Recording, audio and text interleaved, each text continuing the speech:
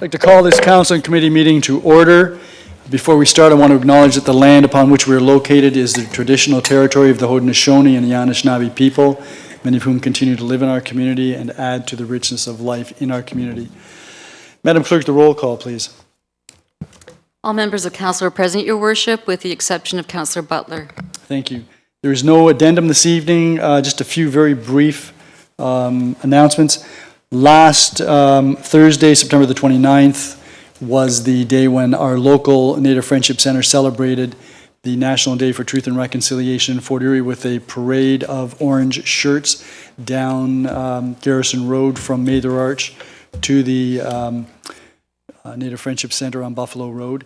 They did that on the 29th as opposed to the 30th, which is the actual national holiday for Truth and Reconciliation, because Phyllis Webstad, the woman who started the Orange Shirt campaign, was actually in Niagara for a couple of weeks, and she had a large schedule of events that took place in Niagara Falls and vicinity on the 30th.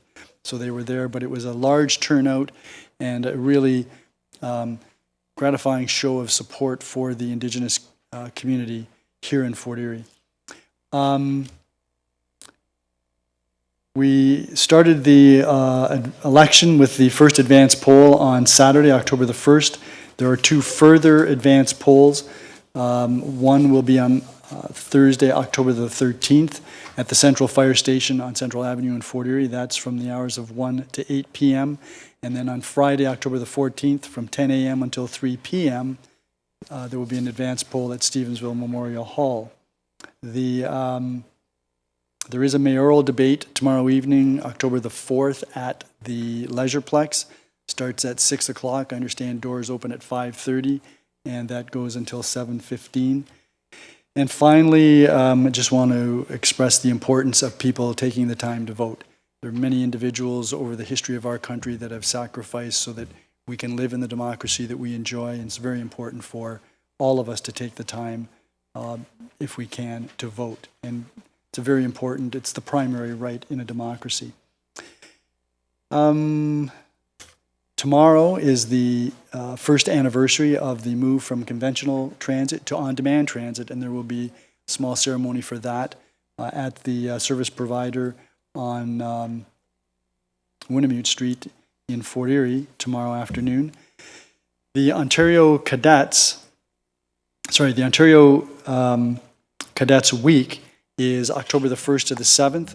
That was a new week announced by the provincial government, and it recognizes the importance of our cadet programs, Army, Navy, and Air in Ontario. Will be recognized annually across the province to honor the outstanding young Canadians whose unique personal and collective development through cadet programs will help them to be successful in Canadian society, as well as recognizing those who support the programs directly and indirectly. In Fort Erie, we have all three branches. We have the Fort Erie Army Cadets, 337 Alan Trope Air Squadron, and the Black Creek Navy League. And these cadet programs are strengthening Canadian communities by investing in youth across Ontario. And then finally, just want to wish everyone happy Thanksgiving Day, which is coming up this coming weekend. Hope that you will all appreciate what we have to be thankful for in our community. That then takes us to declarations of pecuniary interest. Are there any declarations? If there are none, there are no notices of upcoming public meetings. We do have a public meeting tonight. There was one proposed draft plan of subdivision and zoning bylaw amendment, which is being adjourned to a later date. But we do have a proposed draft plan of subdivision with respect to 10972 Seymour Avenue. And that will be preceded, I guess. Ms. Dilwaria will be the staff member who will provide background information to council, members of council. After she's finished, we'll have an opportunity to question her. After she has been questioned with respect to her presentation, we will then hear from the developer or the person representing the developer. Councillors will again have an opportunity to ask questions.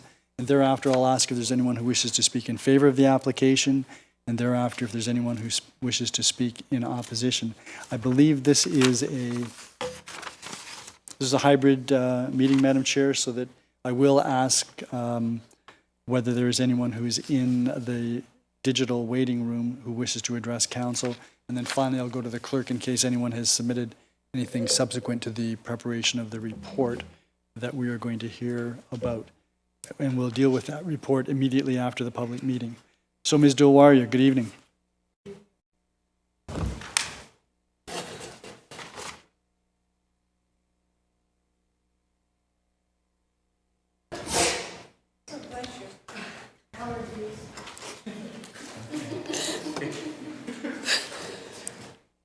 Thank you, Your Worship. Before I start my presentation, I would like to mention that I'm filling in for Ms. Sissy as she's not feeling well. Good evening, Mayor, Council, staff, and residents. The purpose of this public meeting is to provide information regarding a proposed draft plan of subdivision for the lands municipally known as 0-10972 Seymour Avenue. The owner is Ruxana Moyen of 503 Ontario Limited, and the agent is Stephen Rivers of South Coast Consulting. The draft plan of subdivision application proposes the creation of a subdivision containing a total of 8 lots for on-street townhouse dwelling units. The lots fronts onto Seymour Avenue, which is an existing municipal street. Notification of tonight's public meeting was provided in accordance with the requirements of the Planning Act by placing a notice in the September 8, 2022 edition of the Fort Erie Post newspaper. In addition, all property owners within 120 meters of the subject property were mailed a notice of complete application and public meeting on September 12, 2022. This slide shows a timeline of development application process. We are currently in the public meeting, information, and recommendation report stage as shown in red. Typically, an information report is presented to council at the same evening as public meeting, and recommendation report is prepared for a subsequent council meeting. However, the recommendation report for this application is presented to council the same evening as public meetings since there was a low level of interest from public and the proposed subdivision complies with the official plan policies and zoning bylaw regulations. Further, the planning staff note, in accordance with Section 51, subsection 48 of the Planning Act, Council's decision with respect to the proposed draft plan of subdivision application is not appealable by the members of public. The subject property is located in Spears High Point neighborhood of the town, west of Spears Road. The subject property is located on the south side of Seymour Avenue, west of Spears Road. The property is approximately 0.17 hectares in area and has approximately 51.13 meters of lot frontage. The property is currently vacant and partially treed. The following summarizes the land uses surrounding the subject property. To the north is Seymour Avenue, vacant residential lands and single detached dwellings.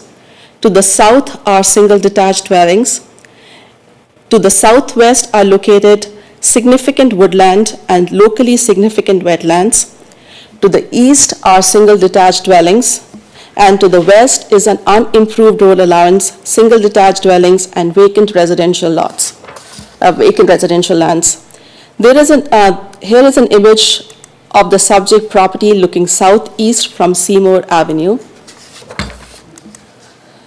The subject property is designated medium-density residential in the town's official plan and in Spears High Point secondary plan. The official plan policy provides that medium-density residential lands shall be reserved for multiple residential unit structures, including townhomes, their accessory uses, and at the density range of between 16 to 50 units per hectare. The secondary plan also states that all medium-density designated lands within the plan area shall be subject to site plan control. The secondary plan anticipates that the majority of the medium-density units will be developed as street or block townhouse development. Schedule C of the official plan does not identify any natural heritage features on the subject property.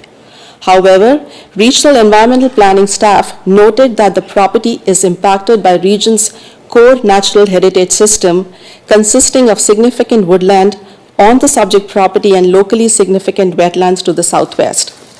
Regional staff requested the submission of a natural heritage constraint assessment with the application and have confirmed that no portion of the property contains a woodland large enough to achieve regional significant woodland designation. The subject property is zoned Site-Specific Residential Multiple 1, RM1 507 zone in accordance with the town's comprehensive zoning bylaw. Permitted uses under RM1 507 zone includes block townhouse dwellings, street townhouse dwellings, and apartment houses to a maximum density of 35 units per hectare. A minor variance application A0421 was approved by Committee of Adjustment on January 21st, 2021. The minor variance application requested an increase in the maximum residential density from 35 units per hectare to 47.05 units per hectare, a reduction in the lot frontage and lot area for lots 2 to 7. As the current draft plan of subdivision application only deals with the creation of 8 lots, the built form will be managed subsequently through site plan control process. The proposed plan of subdivision contains a total of 8 lots fronting onto Seymour Avenue and an existing municipal street. The frontage and areas of each lots are represented on the slide. The draft plan of subdivision contains 1 corner lot and 7 interior lots ranging from 2 to 8. The lots are intended for the future development of on-street townhouse dwelling units. The lot frontages and lot areas listed in the table above complies with the relief that are requested through minor variance application. As there is no sanitary sewer along the subject property, the developer will be required to extend the municipal sanitary sewer at their expense. Further, the developer will be required to construct a 1.5 meter wide concrete sidewalk across the entire frontage of the subject property. In accordance with the town's official plan, a 4.5 meter by 4.5 meter daylighting triangle would be required at the northwest corner of the subject property. As mentioned earlier, the future townhouse dwellings would be subject to site plan control, and all the development matters related to site servicing, grading, landscaping, fencing, etc. will be addressed in the future site plan agreement. This slide illustrates the conceptual architectural elevation for the proposed units. The proposed on-street townhouse units will be subject to a standard height, setback, lot coverage, and landscaped area provision of RM1 zone. The public information open house for this application was held on June 16, 2022. All property owners within 120 meters of the subject property were notified of the open house meeting. 2 members of the public from the common household were in attendance, and no additional comments have been received since then. The 2 comments that were raised at the open house includes size of the proposed townhouse dwelling units. Concerns regarding the size of the proposed townhouse units were raised, especially with respect to the units being too small. Staff notes that RM1 zone does not contain minimum floor area requirement for dwelling units. Rather, in case of on-street town units, the size of the units is responsive to market demands, setbacks, height, and lot coverage provisions of the zoning bylaw. An area resident raised a question with respect to the location and accessing of mailbox for the proposed development. Staff notes that Canada Post received comments relative to the application and noted that the new lots will be serviced via existing community mailbox equipment that's located nearby. And that concludes my presentation. Thank you. Thank you very much, Ms. Dilwari. Do any members of council have any questions? Councillor Noyes. Thank you, Mayor Redekop. Through you to Mr. Tanamika. Thank you for the presentation. In regards to the zoning, not the zoning, but the plan is for townhouses. But let's say the developer changes his mind and wants to put single homes on it. Can he still do that with a reduced frontage? Your worship, to the councillor, no, he would not be, because single homes are not permitted under that zoning. He would be required to construct on-street townhomes only. Okay, thank you. Oh, the report's coming. I'll ask it during the report. Sure. Anyone else? Councillor Lubberts. Yes, thank you very much, Mayor Redekop. Can you go to the slide where it shows the lots and the frontage? Yeah, now the corner lots for part 1, I guess. And then would it be part 8? Yeah. What's the minimum frontage for these lots? Through your worship to the councillor, the minor variance approved the minimum lot frontage to be 9 meter for the corner lot, which was part 1, and for lots 2 to 8, it was 5 point, give me a sec.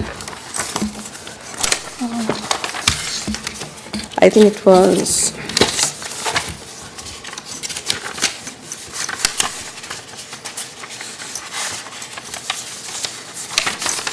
so it was 5.79, which was approved through the minor variance application.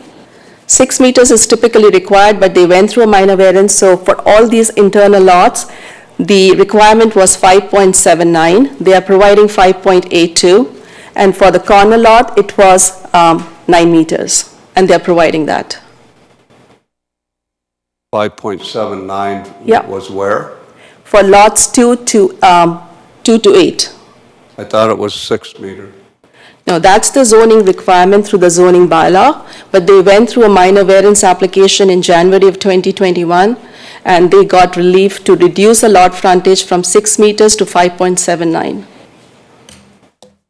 5.79. Why are we seeing 5.82? Through your worship to the councillor, they are providing more than what they got the relief for. They are obligated to provide only 5.79, but they are providing 5.8, which is over and above the. Okay, so what is the part 1? I guess that would be lot 1. What is the minimum frontage supposed to be for that lot? 9 meters. And it is 9 meters. And they are providing 9 meters, yes. And the last lot 8. So What is that supposed to be? that would be 6 meters, which is the typical requirement of the R1 zone. RM1 zone, they are providing 7.2 meters, which is again more than what the bylaw requires. Now, why would they provide more on one than the other? It's just that how they have configured the lots. That's a question you could ask the developer, Councillor Lubberts, or the agent. Okay, so, okay, I guess my question is, if we stayed to the 6 meters on lots 2 to 7, would we still have enough room on lot 8 to be 6 meters? Because that's cutting 1 meter off. Well, I think the problem is that a minor variance has now been granted so that the 5.79 meters is all that's required for lots 2 to 7. Mr. Hurlovich? Thank you, Your Worship. Through you to the councillor. So the unit that would be provided on lot 8 is going to require an interior side yard plus the width of the building. Lots 2 to 5, or 2 to 6 rather, do not have interior side yards. So those are the actual widths of the units. So part 8 would be the width of the unit plus the interior side yard. That's why it's wider. Okay. All right. And maybe, well, I guess my other questions, I'd probably wait till the report comes up. Any other councillors? So, Ms. Dewaria, when you made reference to the one issue raised by a resident about the size of the units, do you have any understanding of what the size of the units is? Yes, Your Worship. I had contacted the applicant and got the size of the dwelling units. The unit 1, the size of the dwelling unit would be about 1840 square feet. For units 2 to 7, it's 1650 square feet. And for unit 8, it would be 1530. Okay, thank you. And with respect to lot part 1, with the daylight triangle, what is the front yard setback, and will it be adequate to provide for the purpose of a daylight triangle, that is to be able to see what's around the corner. Yes, Your Worship. So the requirement for the front yard setback is 6 meters. So the building would be constructed setback 6 meters from the front lot line, and then the construction would happen. It would not obstruct the daylighting triangle, and the visibility would be maintained. Okay, thank you. Are there any other questions by members of council? If not, thank you very much. Thank you. We will go to the owner or the owner's agent.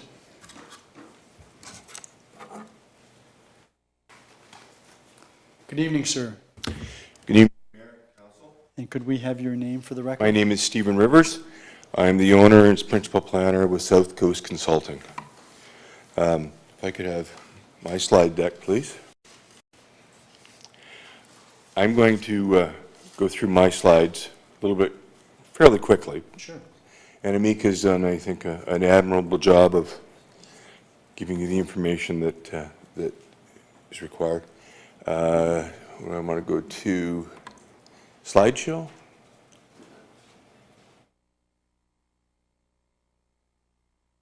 Where are we? That slideshow there? Okay, great. Thank you.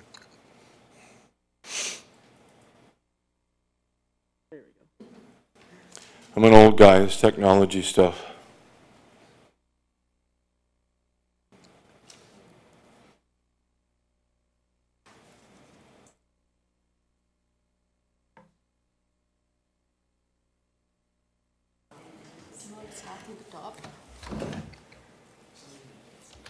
So all you have to do is just go through these. Okay. Thank you.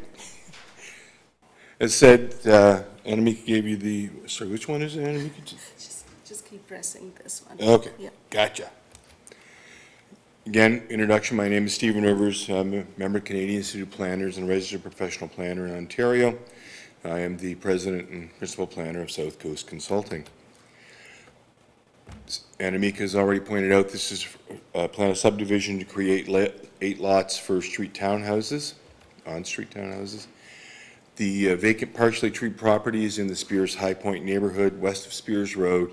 It's about 1,700 square meters with over 50 meters of frontage on Seymour Avenue. Again, a picture of air photo of the subject property outlined in red. The existing zoning is RM1-507, permitted a maximum townhouse density of up to 35 units per hectare. The minor variance was approved with a density of up to 47.5 units per hectare. Lot frontages and lot areas for lots 2 to 7 are 6 meters, reduced to 5.79 meters, and 200 square meters reduced to 194.18 square meters. The lot frontages and lot areas are listed in the following table, subject of the relief requested. So, again, an idea of how they fit together on the property in relation to the approved minor variance. Again, a sketch draft plan of subdivision showing the layout of the properties. 2 properties on either end. Part 1 and Part 7 are larger, primarily to accommodate the layout of the buildings and how they would have to fit on the property with exterior and interior side yards. The front elevation, looking at it from Seymour, of the 8 townhouses. The backyard elevation, looking from the south towards the north. And the 2 side elevations, the one on the left being the front yard, the west side elevation, and the one on the right being the east side elevation. Planning considerations. I looked at the, and along with the town planning staff, we looked at the Provincial Planning Act, Provincial Policy Statement, the Growth Plan for the Greater Golden Horseshoe, the Niagara Region Official Plan, the Fort Erie Official Plan, and the Town of Fort Erie zoning bylaw to give consideration to the appropriateness of this proposal. My planning opinion, the proposal complies with policies of the provincial policy statement. It will facilitate intensification of a municipally serviced and underutilized parcel. The growth plan, as well as it assists in diversifying the housing types in the Spears High Point neighborhood. The regional growth management policies are complied with and assist the town in achieving its intensification target. And the intent and the objectives of the official plan and secondary plan are also complied with, in my opinion. I'm open to questions. Thank you very much, sir. Are there any members of council that have any questions? Then, Mr. Rivers, it looks like you had an easy night so far. So far. We're going to ask, then I will ask if there's anyone in the audience that wishes to speak in favor of the application other than the owner and the owner's agent. And seeing none, Mr. Patton, can you tell us if there's anyone in the digital waiting room? There's nobody in the waiting room. No one, period? Nobody. Okay. So I'm going to go to the next question, which is there anyone who wishes to speak in opposition to the application or wishes to ask questions of members of council? Yes, please come forward, ma'am.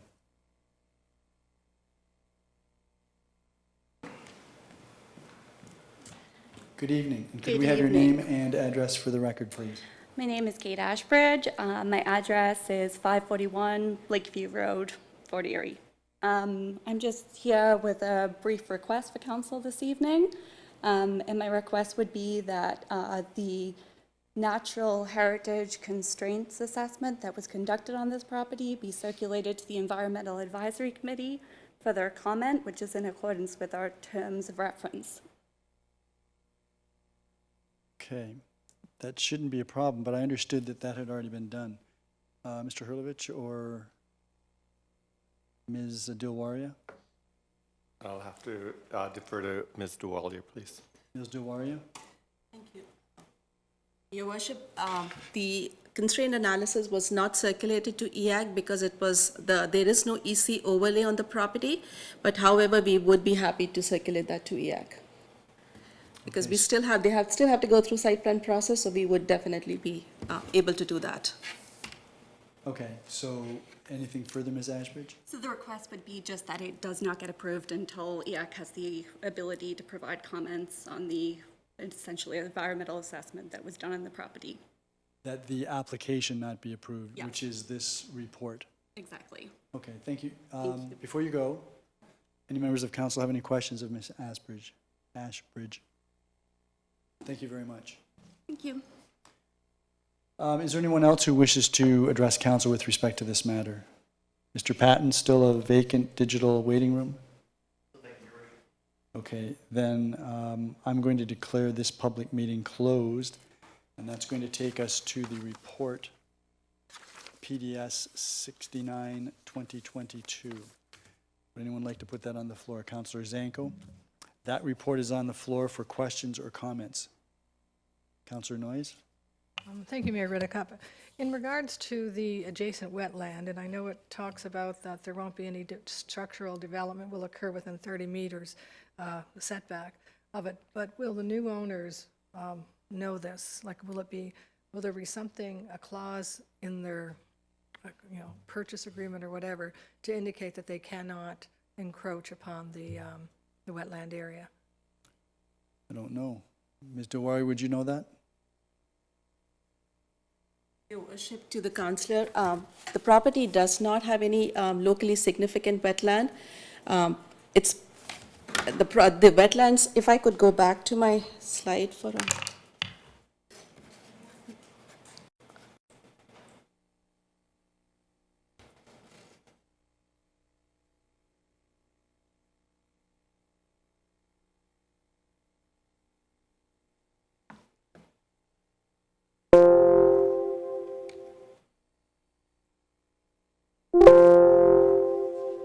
Okay.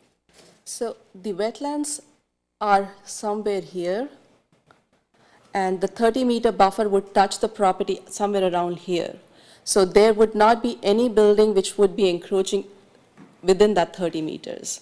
But if council feels that condition needs to be added, we can definitely include that as a condition of approval. Councillor Noyes?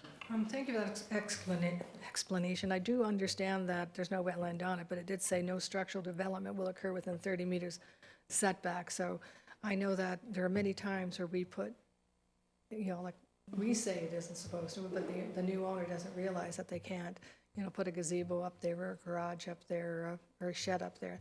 That'd be, I think would be worthwhile to have it in the sale agreement so that they do understand, so that if they do decide to do something and we find, and it does impede on it's too close to the 30 meter, it's within that setback.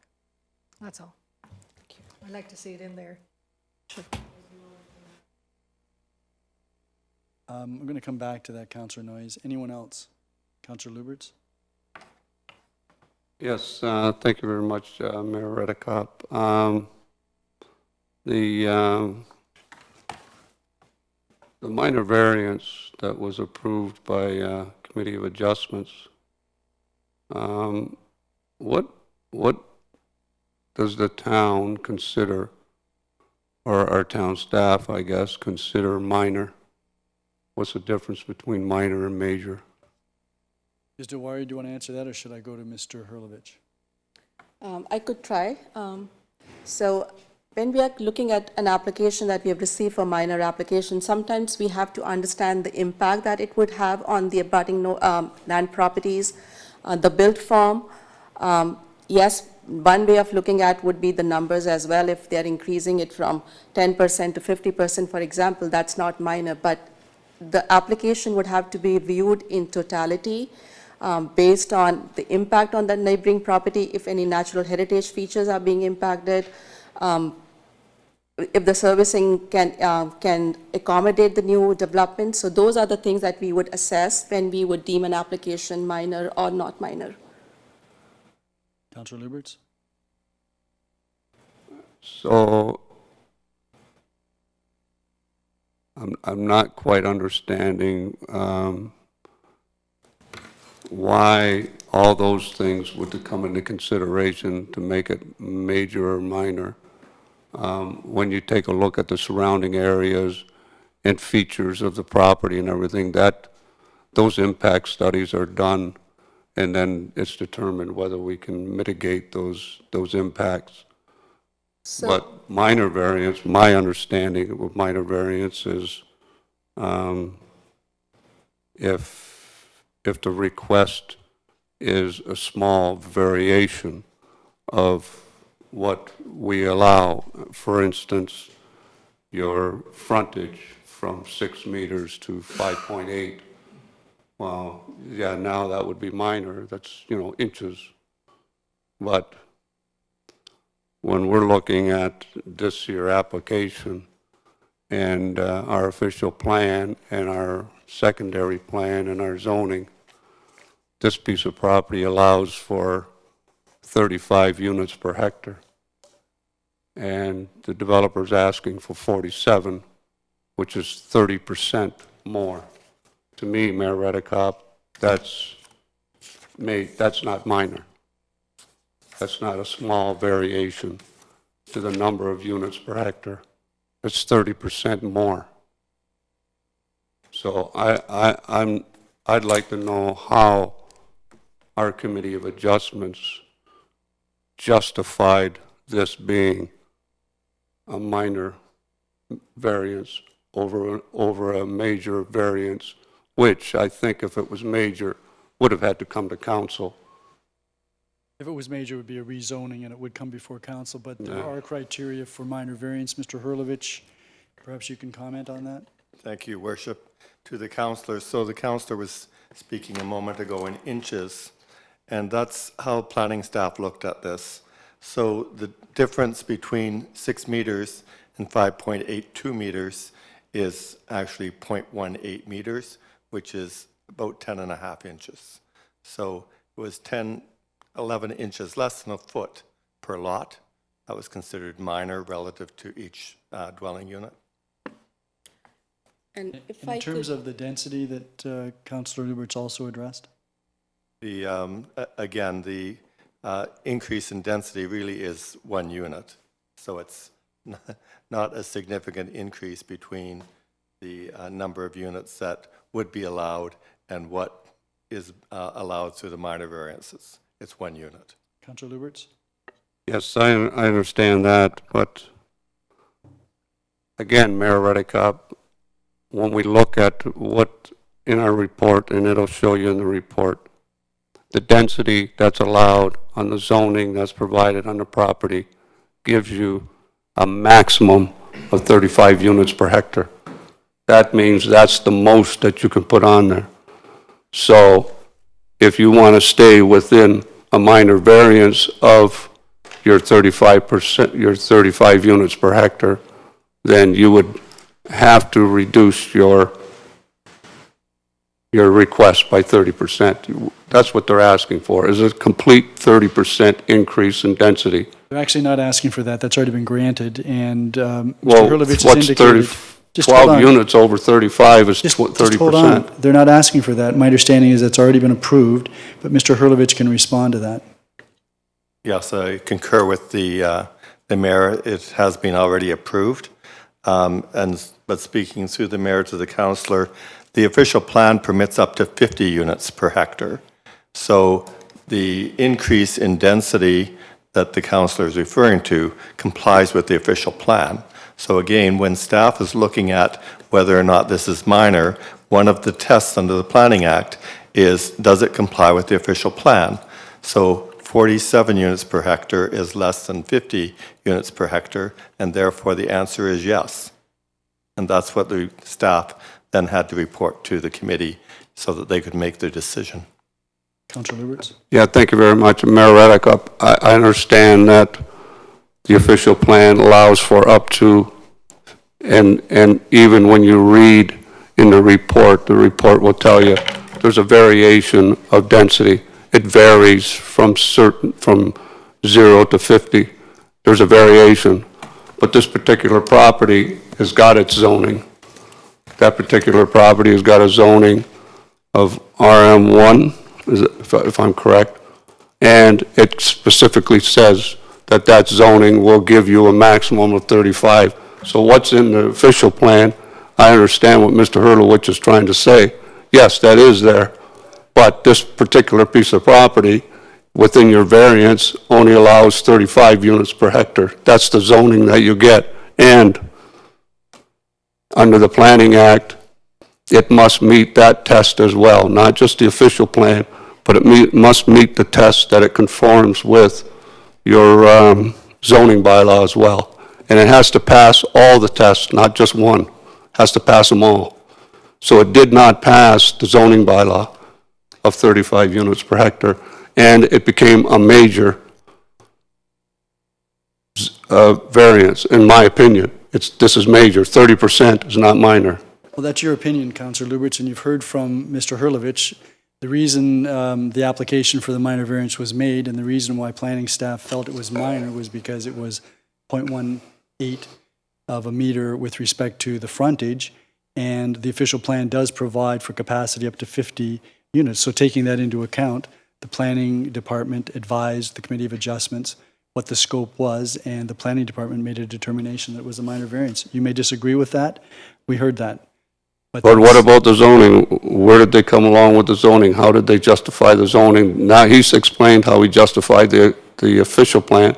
How did they justify the zoning? The application for the minor variance was with respect to the zoning, both the frontage Yes. and the density. So that was what the Committee of Adjustment dealt with. Yes, then how did they get that this is a minor variance, not a major variance Planning- at 30%? That's all I'm asking. And Mayor Redekop, I asked the question of Mr. Hurlovich. I would prefer that he answer it so that it's a matter of public record, that he answered it, not you. He did answer it, and he can answer it again. Mr. Hurlovich, would you like to run that again? Yeah, and stick with the zoning bylaw. How do you justify the zoning part? Well, you're Not not- the official plan. You're not listening. I guess that's part of the problem. Mr. Hurlovich? I am listening, Mayor Redekop. They're not answering. To the councillor, the Planning Act actually says comply with the intent of the zoning bylaw, not comply with the zoning bylaw, which means the intent was, is the frontage sufficient for the use proposed? The answer was yes, it meets the intent. Councillor Lubberts. Well, I disagree with that because the intent was on this particular piece of property to have 35 units per hectare. That's the way it's zoned. That says right in there on this zoning. Okay. Anything further on this point? Pardon me? Anything further on this? No, but I have some further with the report itself. Yep, please go And ahead. again, Mayor Redekop, we have had in the past agreed, this whole council agreed that if we have a public meeting at a council meeting, we will not bring a report, a recommendation report regarding that public meeting to council to be voted on. We actually have a policy on that as well. Mr. Hurlovich, can you talk about the policy where we sometimes move forward an application if there appears to be no or minimal opposition or comment? Yes, Your Worship, that was addressed by Mr. Willier, and that is that the zoning is in place and is varied and approved. The application as well was the complies with the official plan, with the zoning, and there was no opposition from the public. The subdivision application is the only thing that this council is dealing with tonight, and it is only appealable by the developer, and so therefore the public doesn't have an opportunity to take this to the OLT if they choose to object. So it's only the subdivision that council is dealing with, and that's why staff was bringing this forward. Councillor Lubberts? Yes, thank you very much, Mayor Redekop, and I understand that, but we had a member of Environmental Advisory Committee come forward, and they are asking that the Environmental Advisory Committee be provide comment regarding the proposal, and that didn't come out at the public meeting or at their open house, and so now here we are, and there are people that are having objection to this thing moving forward the way they want to move it forward tonight. And I understand what Mr. Hurlovich is saying, but that's not the agreement that we made. You don't know tonight's meeting, there could be 5 people or 10 people that showed up, but just because they didn't go to the open house, that doesn't mean they're not going to come to a public meeting. And then what are we going to do? Say, okay, now that you're all here at the public meeting, now we're going to decide to follow the rules? So, Councillor Lubberts, had there been people who wished to address this, and there was, in fact, Ms. Ashbridge did make a request, you have an opportunity to move that this be adjourned so that the Environmental Advisory Committee can have an opportunity to look at the natural heritage constraints assessment and provide any comments. That's something that you can do. Yes, I will do that. Well, are you going to do that right now? Well, I have a couple more questions. Okay, go All ahead. right, now, there was the constraint assessment that was done by Colville Consulting. Corville? Yeah. And I see there was a link here, but why wouldn't it be included in the report? Ms. Dilwaria, can you comment on why the assessment itself wouldn't be included in the report? That doesn't typically happen, in my experience. We have started including the link is we are trying to keep our reports concise, and the link for all the reports are provided in the report. Like you can, these are reports are hyperlinked, so you can click on that and it will take you to the actual report. The reason we don't include the entire report is just to be more environmentally friendly and keep less paper. So thank you very much, and thank you very much for the report. When I saw the report, I noted that it was dated February 2022. And that, I'm assuming that that's when they finished the report. When was the report done?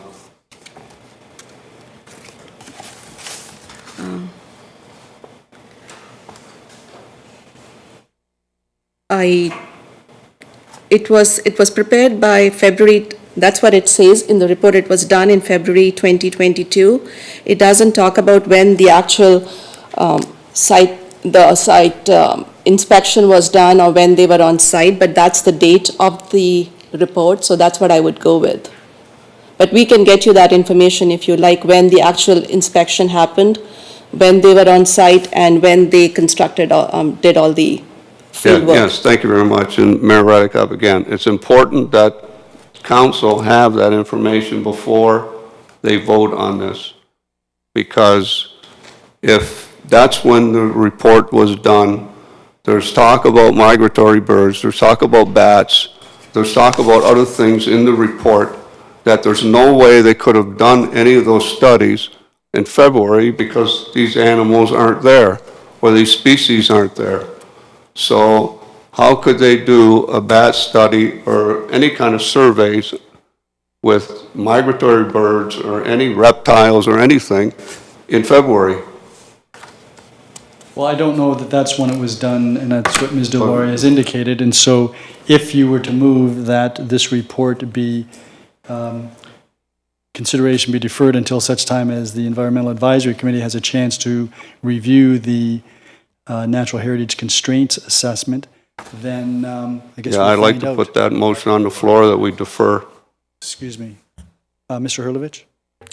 So, Your Worship, I just clicked on the hyperlink, and I've scrolled down to page 4, and it says botanical inventories were completed in May 26, June 26, August 12, 2020. And, so those, the work was done in 2020. The botanical? Botanical. The bird survey was done June 1st and June 26, 2020. I'm just scrolling through the report. Yes. and- Wildlife observations, April 17th, May 26th, June 1st, June 26th, August 12th, November 15th, 2020. Bat habitat, April 17th, 2020. Species at risk, looks like most of the field investigation was conducted in 2020. So, Mayor Redekop, again, EAC needs to comment on this. They need to see this. They may need to do a site visit, so so I'll you're put gonna- the motion forward that we would defer this till EAC has a opportunity to comment. Okay, so before we put that on the floor, were there any other councillors that wanted to raise some questions? And we'll come back to that, Councillor Lubberts. Councillor Dubanow and then Councillor, I'll go back to Councillor Noyes if there's no one else. Yeah, thank you, Your Worship. And through you, perhaps Mr. Hurlovich or Ms. Deloria could answer this question. I'm just curious about the situation where this wasn't, the environmental impact study wasn't circulated to the Environmental Advisory Committee. Is this policy for a lot that does not have an environmental conservation overlay? That this just might help me grasp a better idea of how we should proceed here. And is this something that perhaps might be beneficial to add in the future? I'm just curious if a member of staff could kind of clarify that. Mr. Hurlovich? I'm going to defer to Ms. DeWalia on that one. Ms. Deloria? Thank you, Your Worship. Typically, that's the policy. If a property has EC overlay, we would circulate that to EAC. In this situation, it was not a provincially significant wetlands. There was no EC overlay on the property. The application, the study was circulated to the region. They came back and said that the woodlot that we are talking about, it's not significant at all, and it does not qualify, meet their criteria. That was the reason we did not circulate to EAC. Councillor Dubanow? Yeah, thank you, Your Worship. And just to expand on that, is this something we would typically do in other situations? Would we circulate reports to the Environmental Advisory Committee for comment if it wasn't an environmental conservation overlay? I don't necessarily think it's a bad idea, and we may need to look at the policy. I'm just wondering if in the past, has this come up where we have circulated these to the Environmental Advisory Committee, even though there was no EC overlay or anything like that? Your Worship. Your Worship, to the Councillor, it's my understanding we typically do not circulate to EAC unless there is something very significant, provincially significant, or a big woodlot in close proximity, then we would. In this situation, none of those criteria were applicable. Thank you, Your Worship. Is there anyone else before I go back to Councillor Lubberts? Councillor Noyes? Okay, Councillor Noyes? Yes, thank you, Mayor Redekop. Just a question on where it talks about the downspouts. It says, will be permitted, nor should downspouts discharge directly to the driveway or roadway. I wonder if we should change that should to shall not. Because should means maybe they can and maybe they don't have to. A should gives a little bit of wiggle room. Is that you, Mr. Hurlovich, or is that Mr. Walsh? About the groundwater? Well, we're talking about what's stronger, should or shall. I suppose shall is the strongest language, but if you're going to amend that, then I'm going to need a motion and have that approved by council as a change, if you're going to actually accept this report. Okay. Well, I will make that motion. I do notice that when I'm walking around houses for whatever reason, that there's a lot of downspouts going into the driveways, and I've noticed a lot of that. Okay, so before we get to that, we're going to go back to, unless you had some other aspects, that we're going to was go all. back to Councillor Lubberts to let him move his.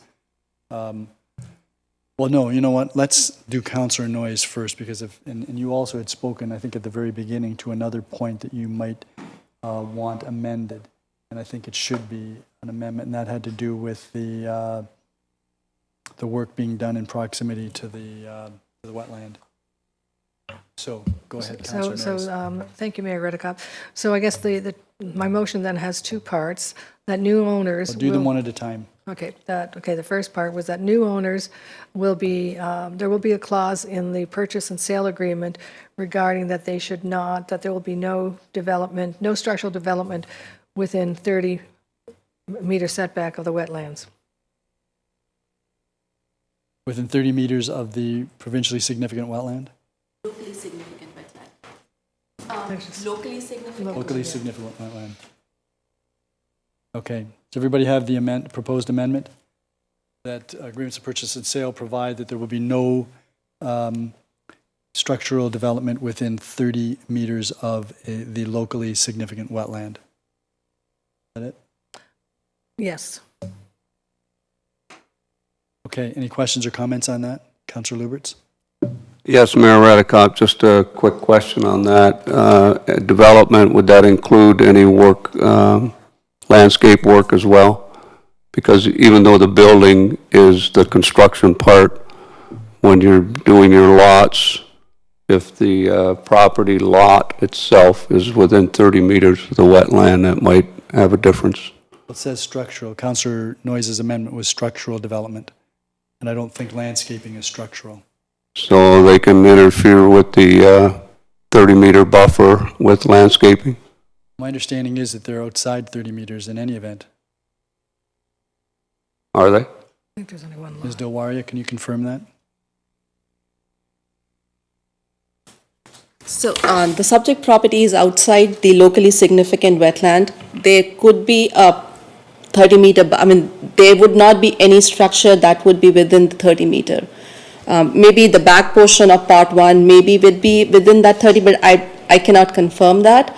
But there would not be any structure that would be located within that 30-meter. It would be just a grass area which would be there at the back. And this amendment would address things like a shed or Yeah. some type of outbuilding. But the landscape might be within inside that 30-meter buffer. Is that what you're saying, Ms. Dilwaria? It could be a grassed area which could be within that 30-meter buffer, yes. Okay, so that would be something that EAC would definitely need to comment on, right? Well, we're going to get there, and we're going to find out if your amendment yeah. carries. Yeah. Okay, anything further on Councillor Noyes' amendment? No. Okay, I'm going to call the question on that amendment with respect to no structural development within 30 meters of the locally significant wetland. All those in favor? That is carried. Councillor Noyes, you had a second amendment related to the downspouts. Yes, it says number 3, I don't know if I should, conditions of the draft plan approval. Number 3, change the nor should to nor shall downspouts discharge. Change the should to a shall. Okay. Anyone have any questions or comments on that? Councillor Dubanow. Yeah, thank you, Your Worship. Just with seeing some of the way townhouses are developed and the shared driveways and the location where downspouts have to be, I'm just wondering, would there be an alternative that could be done if it can't, if we're prohibiting any discharge onto the driveway? Can they go underneath the driveway? Can they get it around to a grassed area? I'm just trying to think of the way this would be laid out if we, instead of should, we said shall, and it would hold them to it. If they're going to have flexibility, just based on the way townhouses are laid out and driveways are shared and other stuff like that. Mr. Hurlovich, do you have any comment? Through you, Your Worship, to the councillor, I'm just looking at the elevations of the units that are shown in Appendix 4. And so it does show a grassed area in front of the porches that lead up to each of those units. And then the end units, of course, would have the interior and exterior side yards. So it does look as though there is a grassed area where they could discharge. So just for clarification, Councillor Noyes, you referenced condition 3, and condition 3 already says shall. In your condition 3? 19 of 44? Oh, I'm on page 1 of 5. Yes. The I condition see. So the region had recommended, maybe that's what the region had recommended. Which page are you on, Councillor Noyes? I'm on page 1 of 5 for conditions of draft approval. This page actually doesn't have a page number on it. Well, there's, if you put your finger to the iPad, it'll tell you page whatever of total number of pages. Well, it tells me go to page number, it has 44, but it doesn't tell me what page number it's on.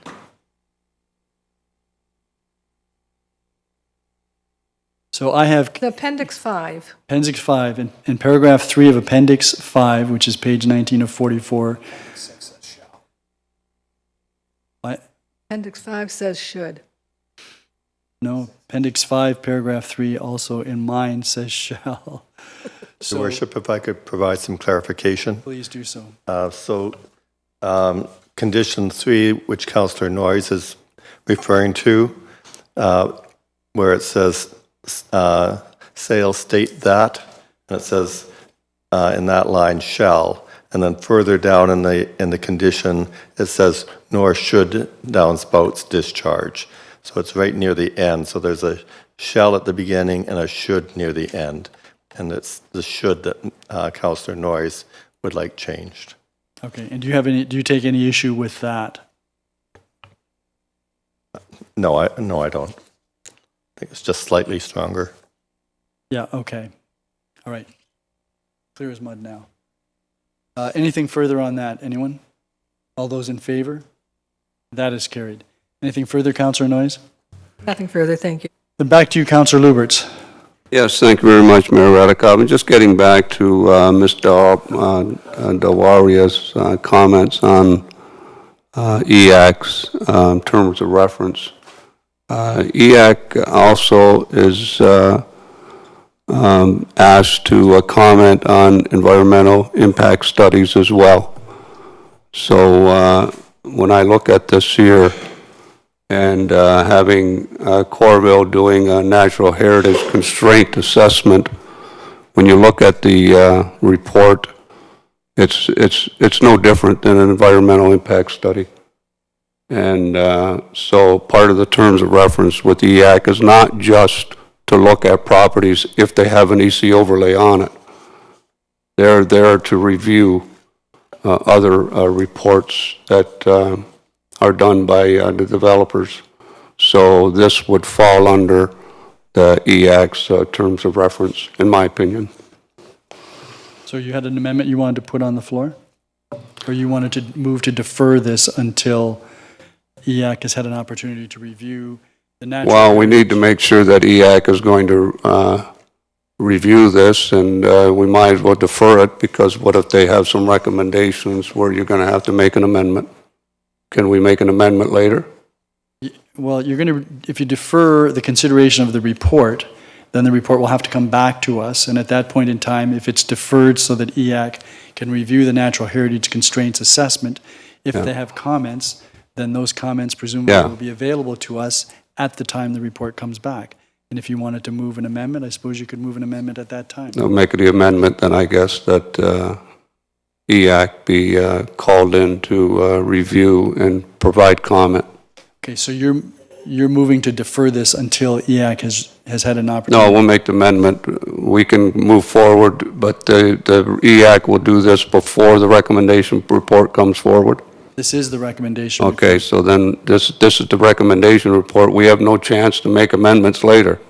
Councillor Lubberts, if you move to defer the report until such time as EAC has had an opportunity to review the natural heritage constraints assessment, when it comes back, we will have comment from EAC, and the report will not yet have been passed, so that if there's a need to make an amendment, you can amend I'll make the motion then. to defer. Okay. So is everyone clear on what the motion for deferral is? Okay, any questions or comments? Pardon? Timing would be when the natural heritage constraints assessment has been reviewed by EAC and they have provided us with the report. So, Ms. Dilwari, any idea of how long that might take in terms of providing them with the report and a reasonable time for them to respond? Your Worship, we are planning to have a EAC meeting on October 19th, but then the minutes of those meetings would have to be approved by council, which would take us in December. But can I make one suggestion? You may.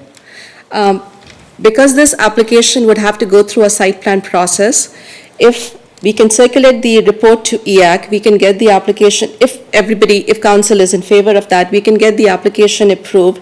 It would still have to go through a site plan process, and whatever comments come back from EAC, we can include that in the site plan agreement.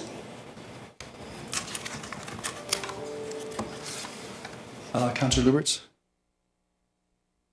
To me, Mayor Redekop, as long as the EAC has the opportunity to review and provide comment, and that any comments, if there needs to be some changes made, that the changes can be made. I don't want to be passing something today, and then you come back 2 months from now and say, wow, you know, it's already been passed, there's nothing you can do about it. So as long as we can do that, I'm fine with that. So Ms. Dilwario, what type of change in a site plan might you contemplate? As an example, we were talking about the locally significant wetland and the buffer. Let's suppose that EAC looks at the natural heritage constraints assessment and decides that, you know, there's really a portion of Lot 1 that should be out of bounds for any type of changes. Is that the type of thing that a site plan agreement would address? Your Worship, my understanding is, based on the comments that we have received from the region, there are no concerns with this development going ahead. However, if EAC would come back, my experience and dealing with EAC in past would be that they would require some native tree plantings to be done, making sure that there would not be any flow from this property that would impact the flow towards the wetland feature. In this situation, that could be accomplished through landscaping, planting native trees, making the site more environmentally friendly, I would say. But as we've already know that there is no structure within that 30 meters. In addition, the applicant would have to comply with the rear yard setback of, I believe it's 8 meters. So the impact would be minimal, but if council feels that we can, once we have circulated that to EAC, if they recommend any tree planting, landscaping, we can definitely address that through site plan control. So I think maybe... Let me just add to that too, Mayor Redekop. Another thing that EAC might want to see is that they might want to provide, if there's any linkages to any natural heritage around the area, then because there is some bur oak on the property, it's a treed lot, which is, I understand that, you know, we asked the region for comment, but the region, they work on tree lots, I believe it's over 2 hectares or over 1 hectare, and this is less than 1 hectare. So this falls under the town of Fort Erie's. It's not under the Niagara Region's jurisdiction as far as the size of the tree lot goes. So their comments, actually those comments should come from the town, which would be EAC. Okay, so the amendment then, Ms. Dewar, you tell me if this is adequate. The amendment would be that if this report is approved, that there would be no finalization of the site plan agreement until such time as the EAC has had an opportunity to review and provide comments regarding the natural heritage constraints assessment. That would be great, yeah, that would be perfect. That's okay, Mr. Hurlovich? Yes, I concur with that. I have one other motion I will need to make before we wrap this up, but Okay. let's deal with this first. Okay, so that would be your amendment then? That there be Yes, no yes. finalization of the site plan agreement until the Environmental Advisory Committee has had an opportunity to review the natural heritage constraints assessment and provide comments to municipal staff. Yeah. Okay, everybody clear on that? Any further questions or comments on that? Just one comment on that, Mayor Redekop, and just for future, Yeah. you know, staff, when it comes to environmental reports that we get from developers or anything, it doesn't just have to be an EC overlay. If it's an environmental impact study, if it's a natural heritage constraint study or anything, it should be brought to EAC for review. That's why we have EAC. They're not there to get in your way, they're just there to review it and to provide comment. Yeah, I agree with that, and that's a policy that we would need to make sure is in Yes, place. thank you. So you can call the question. Thank you. All those in favor, oh, sorry. On this point, Mr. Hurlovich? It's with respect, it's separate. It's separate. Okay, so we're gonna deal with this amendment. All those in favor? That is carried. Mr. Hurlovich? Because now council's amended the conditions that were attached to the report that they were considering, we need to then have another recommendation, and that would be that council directs that the written notification of the amended conditions is not required to the minor nature of the changes in accordance with section 5147 of the Planning Act. Okay, is everyone clear on that? Any questions? Sorry? I need a mover for that. Councillor Zanko moves that. All those in favor? That is carried. Okay, that was easy. All right, back to the agenda. So we're at the consent agenda now. Are there any items that anyone wishes removed from the consent agenda? Councillor Zanko. Thank you, Your Worship. I would like to remove, under the Land Committee notes, 14, LC 14-2022, and the Part 1, Item 1, regarding Stevens Road. I would like to move that that portion is postponed until December the 5th. We're going to deal with that separately. Yeah. Are there any other reports that anyone wishes removed? Councillors McDermott. Yes, Your Worship, 71-2022. Okay, we'll deal with that separately as well. Any others? You'll move the, okay, so the balance of the consent agenda is being moved by Councillor Dubanow. Questions or comments on the reports that remain in the consent agenda? Councillor Noyes. Thank you, Mayor Redekop. In regards to PDF 72-2022, the short-term rental land use study, I just wanted to comment. I did have an opportunity of talking to Kimberly today in regards to the people who are going to be likely sitting on the committee, and I did ask if any of the owner-operators had any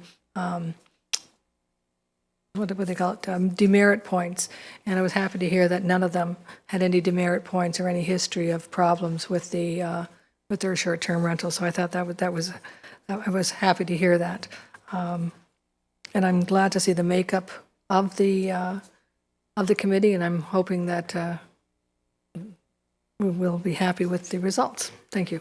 Yeah, thank you. You know what, I think I'd like to have that dealt with separately as well. So we're going to deal with that one separately because I have some comments. I want to speak to that. So we'll deal with that separately as well. Any other comments on any further reports, Councillor Noyes?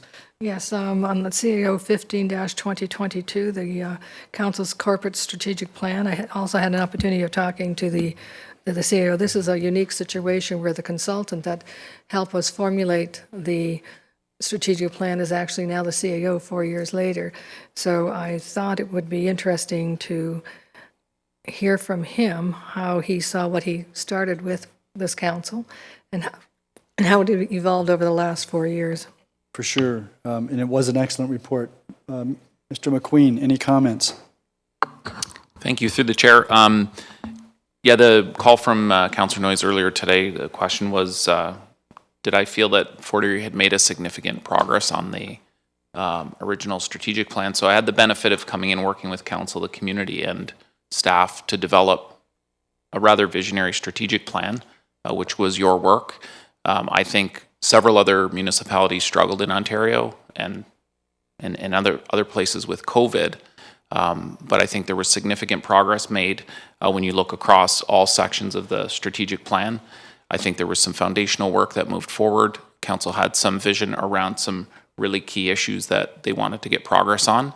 And I think the report, and I'll have to thank Ms. Bradnam, but there was quite a bit of tracking that happened as part of the strategic plan, which, the easy part of doing a strategic plan is putting your ideas together and synthesizing them and giving them back to you. The real work comes in executing the strategic plan, and I would say that the town of Fort Erie did a significant job in getting progress on that. In spite of COVID, moved a lot of the agenda items forward.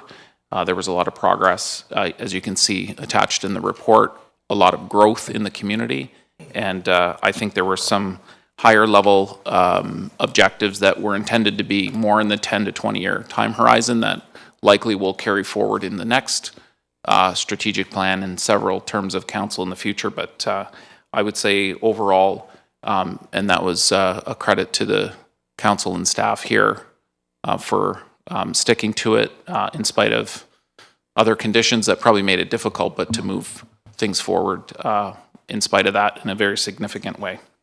Thank you very much, Mr. McQueen. Councillor Noyes, anything further? Not on that report, but on CS 16-2022, the 2023 budget planning.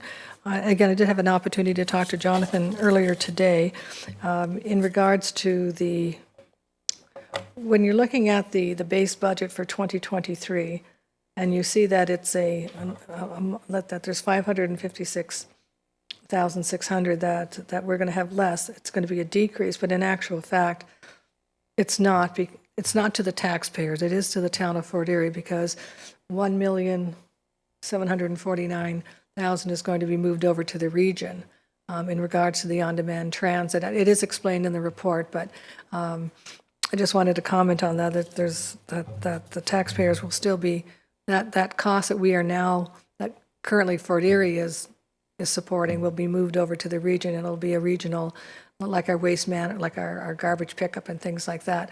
We will, each taxpayer or each homeowner will be charged. So it's not a savings to the taxpayer, although it perhaps looks like it on the budget.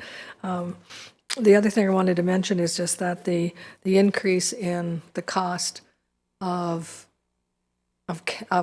buying anything, of roads, and that our asset management plan that we had is going to have to be, I don't know, rejigged or whatever, because the cost of replacing things and repairing things is significantly higher. I think the report talks about 22%, and I think someplace else 27%, and that our asset management plan is going to have to be reflected in that. And also that's our 10-year forecast for some of the things that we hope to get done may now take a few more years simply because of the cost incurred. Thank you. Yeah, the report identifies some of the challenges that we're faced with, but it also provides us with a starting point, and I would like to caution the public when they review this. This is a starting point, and it's a much better starting point than many other municipalities will be in. And we've been fortunate to have very good financial staff working for the municipality. Any other councillors to any of the reports? Councillor Lubberts. Yes, thank you very much, Mayor Redekop. And just the 72 the short-term rental. Yes, we're going to deal with that separately. Oh, you're going to deal with it Yeah. separately, okay. Then the strat plan. Yep. I'm just wondering, we're definitely going to have 3 new members of council in the next term. And I can't remember exactly when we started our strat plan, but I think we're in for a few meetings first. And I'm just wondering if the CAO might want to send this strat plan to the newly elected councilors for them to review and look over so that they know what the last one was and if they want to carry anything over, because there may be some carryovers for the next council. And not only that, it'll give them a chance to familiar themselves, get familiar with a strat plan and what they're going to be doing. My understanding is that there will be an orientation package, and I presume the package will Is that include the included? strategic plan, and it should include this final Is it? update as Okay, well. all right. Councillor Dubanow.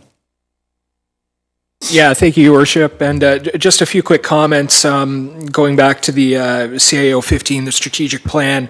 I don't. I think Councillor Noyes set it out really well with the discussion she had with Mr. McQueen. But I just wanted to add, it's really interesting when you start a term of council and you put together the strategic plan, and now that we're at the end of the term of council, to see.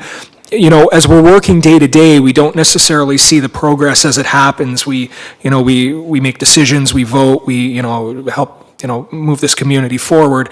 It's only at the end when you actually look at a report like this and it outlines everything that we achieved during this term. It's nice to see, and I hope, as has already been mentioned, not only that the new councillors coming in have an opportunity to look at this, but also the public as well, because it shows what we've done. And then really quickly moving on to CS 16, Your Worship, I had a similar feeling of angst when I saw some of the numbers in there, but having an opportunity to speak with Mr. Jansen earlier, I mentioned how I would be getting him pencil sharpeners, and I hope that they're broken by the time that the process is done, Your Worship. These are the challenges everyone is facing right now with inflation, cost of living increases. It's a reality, but it just means that we have to do our job just to ensure that all the T's are crossed, the I's are dotted, and all the math is good. So thank you, Worship. Those were my comments. Thank you. And Mr. Jansen, you might want to confirm that these projections don't include the assessment growth that we're anticipating for 2022. Is that correct? Yes, that's a good point to make. At this point, we generally wait until MPAC provides the roll in early December that includes all the growth from the year. So this excludes that, and it has been over 2% the last number of years. Right, which would have a big impact on these numbers. Thank you. Any other councillors? And I'm going to call the question on those items that are in the consent agenda. All those in favor? That is carried. So I'm going to deal then with PDS 71-2022, which is the consideration of objection to intention to designate 1 Burns Place. Councillor McDermott, you requested that be removed? Thank you, Your Worship. There are a few things that I'd like to speak to on this report. And it's mostly, to me, it's kind of based on fairness. And so I just want to go through a few things. Sure. So this property was listed on the Port Erie Municipal Register of Properties of Culture, Heritage Value, and Interest in 2011, pursuant to CDS 53-2011. And the listing of the property was not appealed by the property owner at that time. So that being said, it tells me that the property owner of the time had no disagreement with that possible distinction later on down the line. So my question is to Mr. Hurlovich, if this property owner was aware of this in 2011, was the subsequent purchasers of this building notified at the same time? The same stuff? Say that again. The subsequent owners wouldn't have owned it in 2011. Okay, so in 2011, the report was, and it says, the listing of the property was not appealed by the property owner of that time in 2011. Right. So from that, it tells me that the owner of the company, the owner of the property knew that there was a potential heritage designation coming forward The owner at that time. at that time. Yeah. Okay. So when the next property owner comes along, did they get the same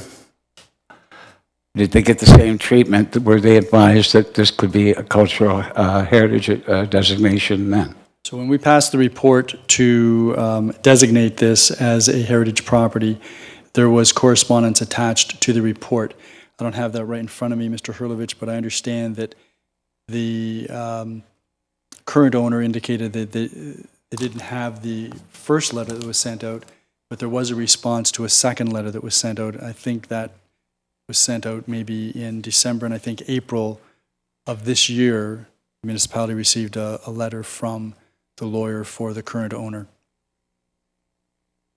Does that sound correct, Mr. Hurlovich? Okay.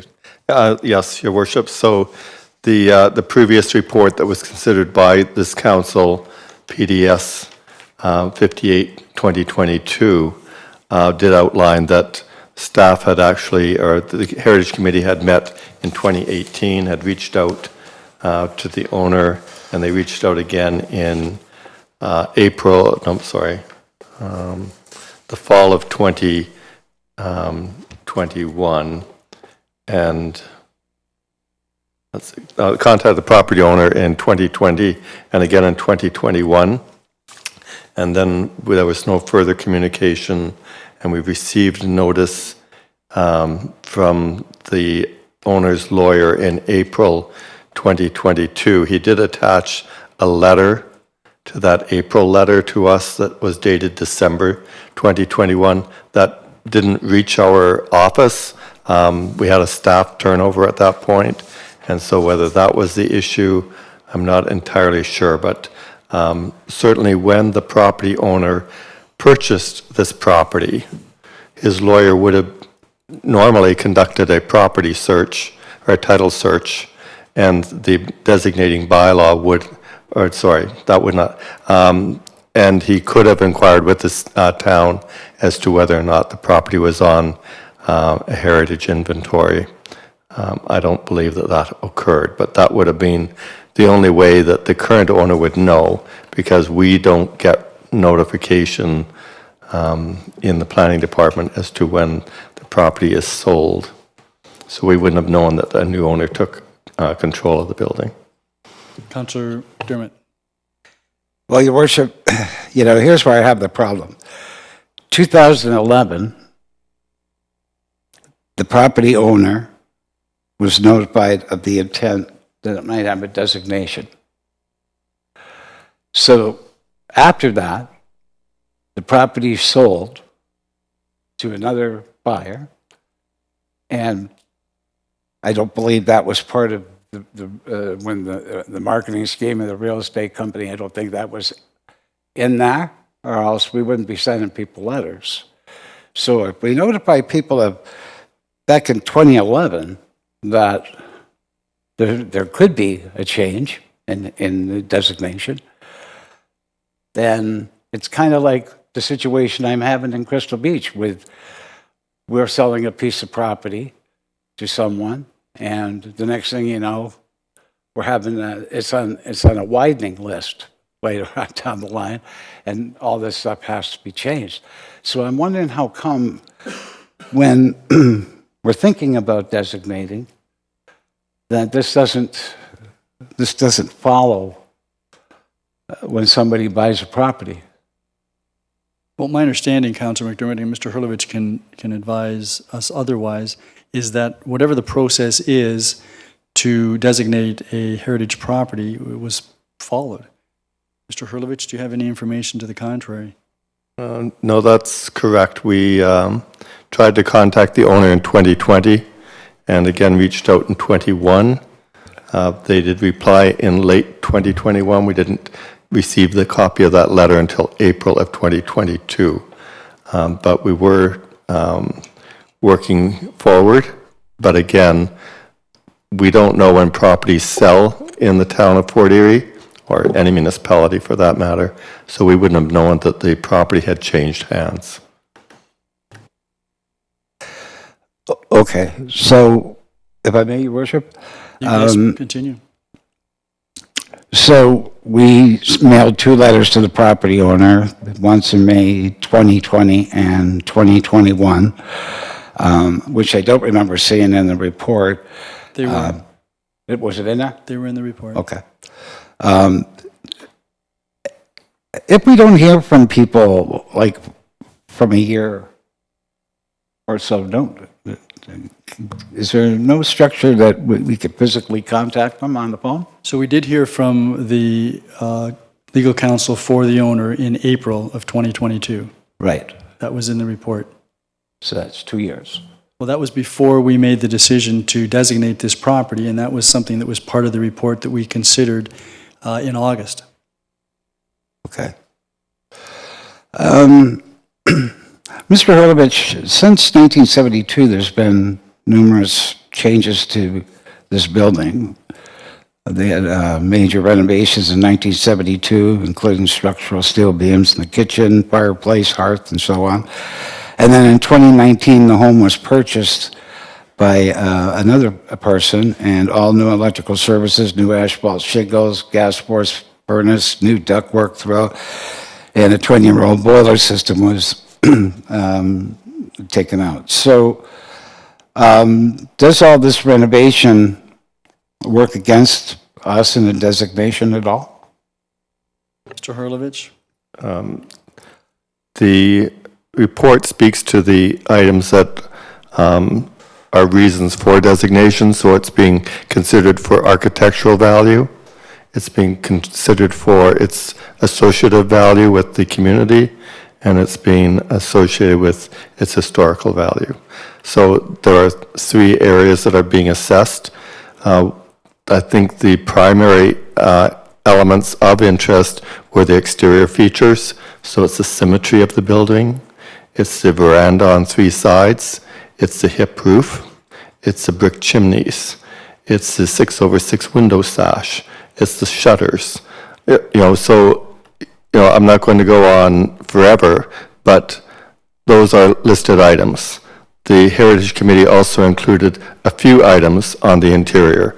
I don't have all of those in front of me. One of them was the staircase, which was visible in photographs when the property was online for sale, apparently. Councillor McDermott? Yes, can you tell me what it was that our committee got out to look at the place? In 2018, they did an assessment of the property, and it says it was based on previous research relative to architecture, contextual, and historical value. And it was scored at that time, so 2018. I do not know whether they were inside the property. Oh, so we don't really know if they were inside taking pictures or stuff like that? Mr. Hurlovich did indicate that there were some interior photographs that the committee may have relied on, but not in 2018. Yeah, sorry, so Your Worship, through you to the councillor, I can't say what year the photographs were taken. I understood it was at a publication of when the property was listed for sale. Councillor McDermott. There was an indication back in August when staff brought a report forward to this committee, to the council, recommending designation. The owner at that time indicated he was interested in having the Heritage Committee attend the site. That meeting never occurred. And we don't know why that happened, right? Your Worship, I have no idea. You know, Your Worship, in its time, it was a grand old place. And, you know, I tend to agree with council that it should be designated. I'm just, it's the process that worries me because even at the thought of listing something, changing and making a designation, the owner of the time back in 2011 was, you know, notified of that. You know, and we're waiting. I understand COVID and all, but from 2020, letters out there, I take it the registered letters sent to the new owners, and we're not hearing anything until 2020. What was it, 2022? Just seems like an awful long time. Well, Councillor McDermott, I think what really brought this to the attention of everyone, including the committee, was the destruction or the removal of trees on the property, and the neighbors then began to question what was actually going on. That then brought it to the attention of the town, to the attention of the committee, and the apparent need for some type of action to be taken. Conservation Authority was brought into the picture as well, and work was halted. So that's really why this is accelerated so quickly. But the owner's lawyer was in communication with the town in April. Okay, just one more question. Sure. Mr. Hurlovich, the size of this lot, I'm not too sure of. However, if where the house stands, I'm very familiar with, is there still room, thinking that the house will remain, is there still room for development there? Mr. Hurlovich? Through your worship, I'm going to say possibly, but I haven't examined that. I did meet with a representative of the owner who said the only plans they had for the property did not include the current building. So demolition? They just told me it did not include the current building. I see, okay. Councillor McDermott? That's all I have right now, thank you. Thank you. Anyone else on this report? Councillor Noyes? Thank you, Mayor Redekop. This challenges me somewhat because in 2011, I understand the heritage designation was discussed, but again, at the same time, I think the practice of the town at that time was that you would only do it, you would only designate the property with the owner's consent. I know that we have since, there's one other property that we did, but again, it was always with the owner's consent that the property was designated, with the exception, I think, one other property, and now this one. So I know we can. I know there's rules in place that we can, but in the practice in the past has been that most of the time we don't. So I'm not surprised that it kind of wasn't followed forward, because it was always left up to the owner to say yay or nay at the end. I'm wondering if there's, and I think perhaps this is where Councillor McDermott was going, is there any way that we can designate the home and perhaps a certain area around the home, like of the footprint and some setbacks around the home, and designate that as historic, and kind of free the rest of the property, is one of my thoughts. But the other thing too is I notice the timelines. We seem to be moving fairly quickly on this. And we do have room to negotiate, is where I'm thinking. And I got the feeling when the owner was here that he would be willing to discuss keeping the house and developing the property. That's the gist I got when he presented. Whether he's actually put it in writing or discussed that with staff, I don't know. But I would wonder if there could be a meeting of the minds and that be discussed. I know it was brought up at the council meeting before, but that's where I kind of stand. I wish there could be a meeting of the mind so it can be, I absolutely support the house and the immediate, like, kind of the footprint and, some setbacks, but to say the entire property is historic, I have a bit of a problem with that. Thank you. Okay. Any other comments? Councillor Lubberts? Yes, thank you very much, Mayor Redekop. I'm just a little confused as to, I'm hoping that Councillor Noyes isn't saying that we don't do this, because just recently we did it with the property next to the high school in Ridgeway, and that was out of nowhere. I mean, completely out of nowhere. There wasn't nothing from 2011 or anything. Right. It was just, the guy bought it, he wanted to make a restaurant. Somebody didn't like the idea of having a restaurant there. They made some noise, and next thing you know, the property got designated as heritage. And it happened that quick. So, yes, this does happen in the town. And, but I, with this property, I'm a little confused as to, was there no communication with the previous owner when they decided to sell the property? Were they the ones that initiated the heritage? Or was it the town initiated it on them and they agreed? Or was there any type of agreement to designate it by any owner, previous or current?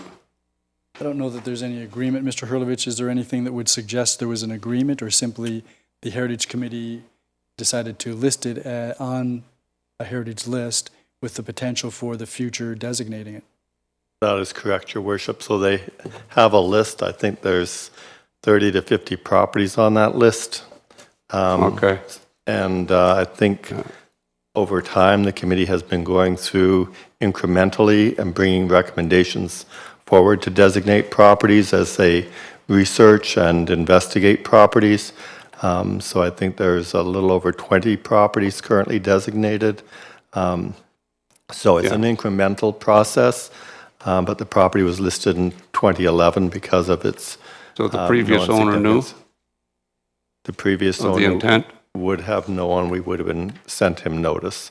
And that intent was forwarded to land title? No, that's a municipal registry. So if the new owner's lawyer would have checked out the property, I thought I heard earlier that he would have saw that it was on the list. There would have to have been a specific inquiry of the municipality, is that correct? Yes, so some lawyers will write in and they will ask whether or not there are any outstanding building permits, whether there are any taxes owing, whether or not there's any other conditions, whether or not the building is on a heritage list. Oh, his lawyer would have sent that letter to the town asking those questions. Often that happens at the time of a sale, but that not all, never happened. not all lawyers do that. We don't know if that happened because there's also title insurance, and it doesn't necessarily require a lawyer to request that type of information if the purchaser acquires title insurance. Okay, so it's not a prerequisite that they have to do, that the lawyer has to do that. So if it wasn't done, it's not that the lawyer was negligent in not doing it. It just wasn't done. May have acquired title insurance So, instead.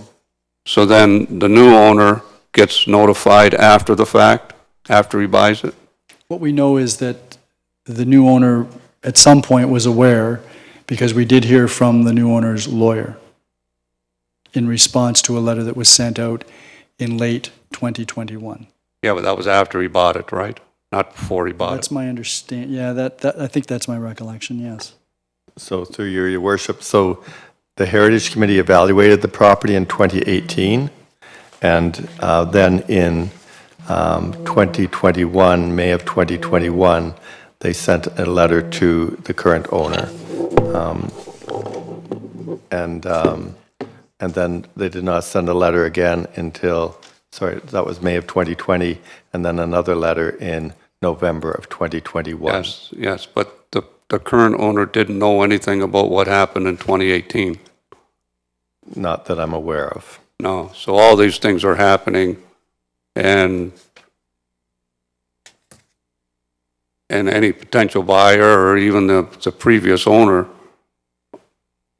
they just knew that it was going through the process. So did they sell because they didn't want to own a piece of property that was designated, or what was the reasoning for them to sell? Do we know? We don't know that, Councillor Lubberts, and these were all questions that would have been raised during the meeting that we had in August, where this property was designated, and Yeah, I'm the just trying to representative, Yeah, August was a while back. My memory's not the greatest. and the representative from the owner was here, so, Yeah, I get that, yeah. Okay. Yeah.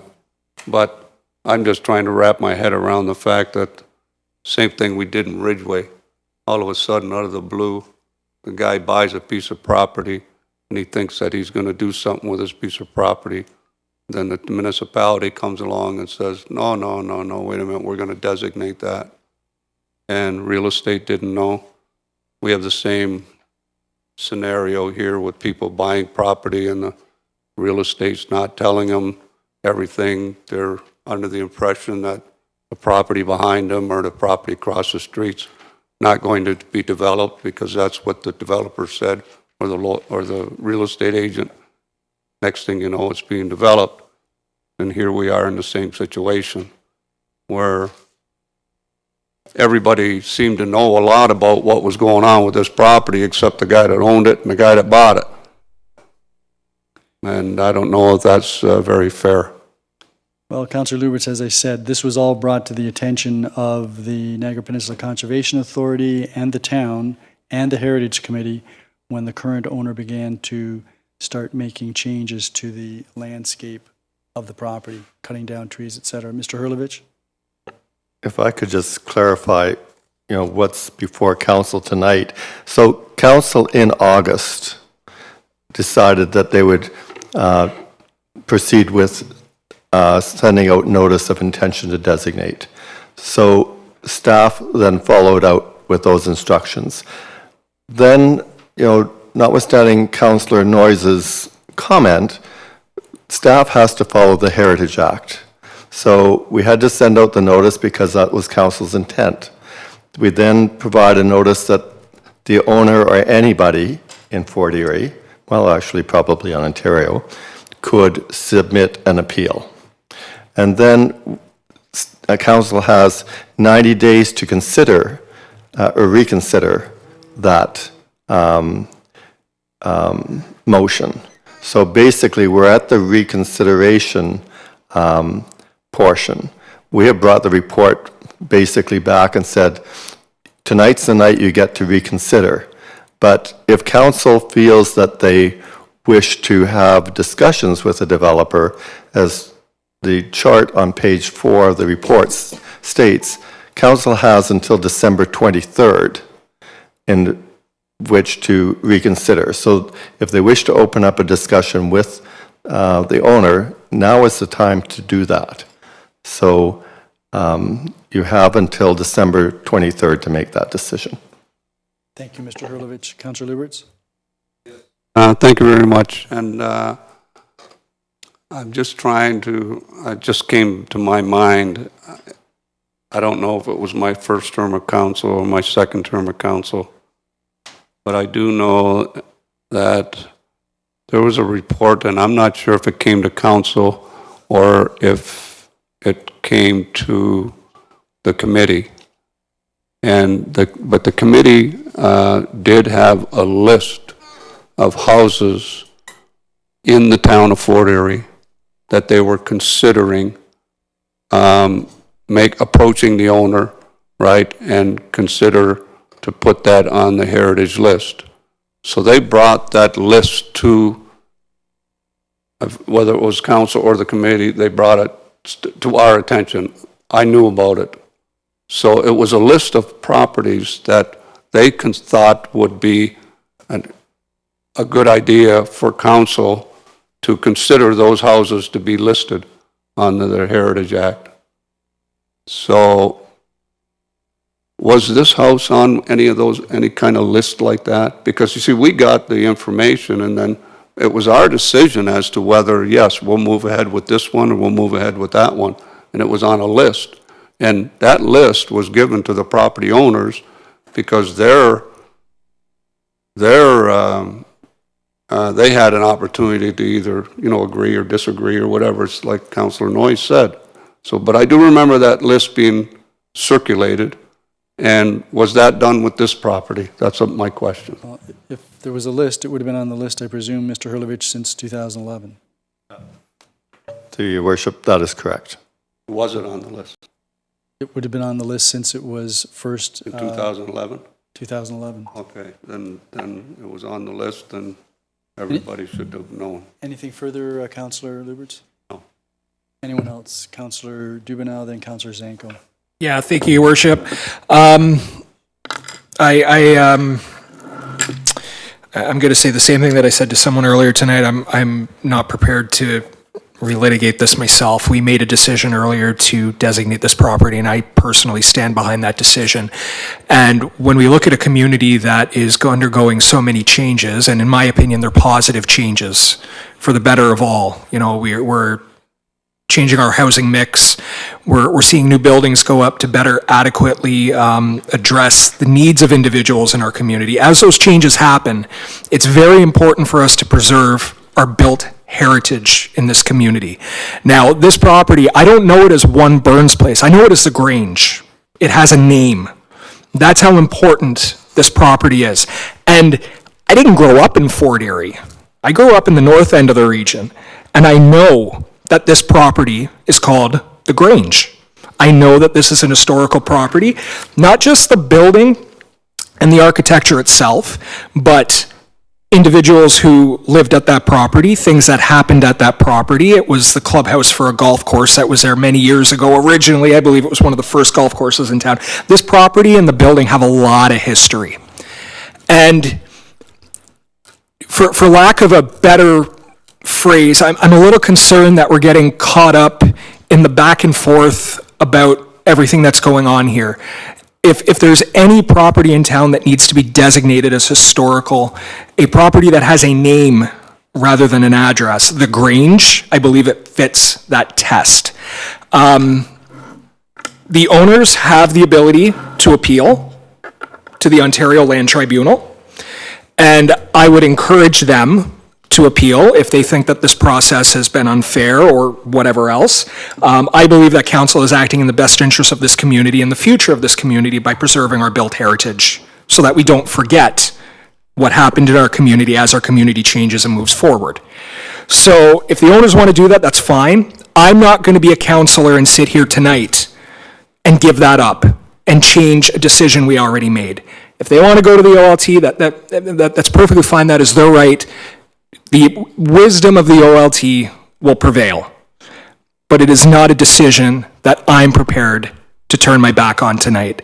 I supported this property being designated because of the value it provides to the history and the knowledge of our community, and I continue tonight to have that same opinion, and that has not changed. Thank you very much, Your Worship. Councillor Dubanow. Councillor Zanko. Thank you, Your Worship. First of all, I do agree with the designation. I'm always a little bit uncomfortable when the owner does not agree. And same thing with the property on Ridge Road that Councillor Lubberts had mentioned. I didn't support that either because obviously my hopes is that the owner agrees or is interested in working with the town. So through you, Your Worship, to Mr. Hurlovich, my understanding was after our August 8th meeting, a notice would go out to the owners. Did they contact you to try to negotiate or work with us? Mr. Hurlovich? I'm not aware of any direct contact. I think they made a statement at the council meeting in August that they would be willing to meet. Staff then proceeded with the direction to publish the notice.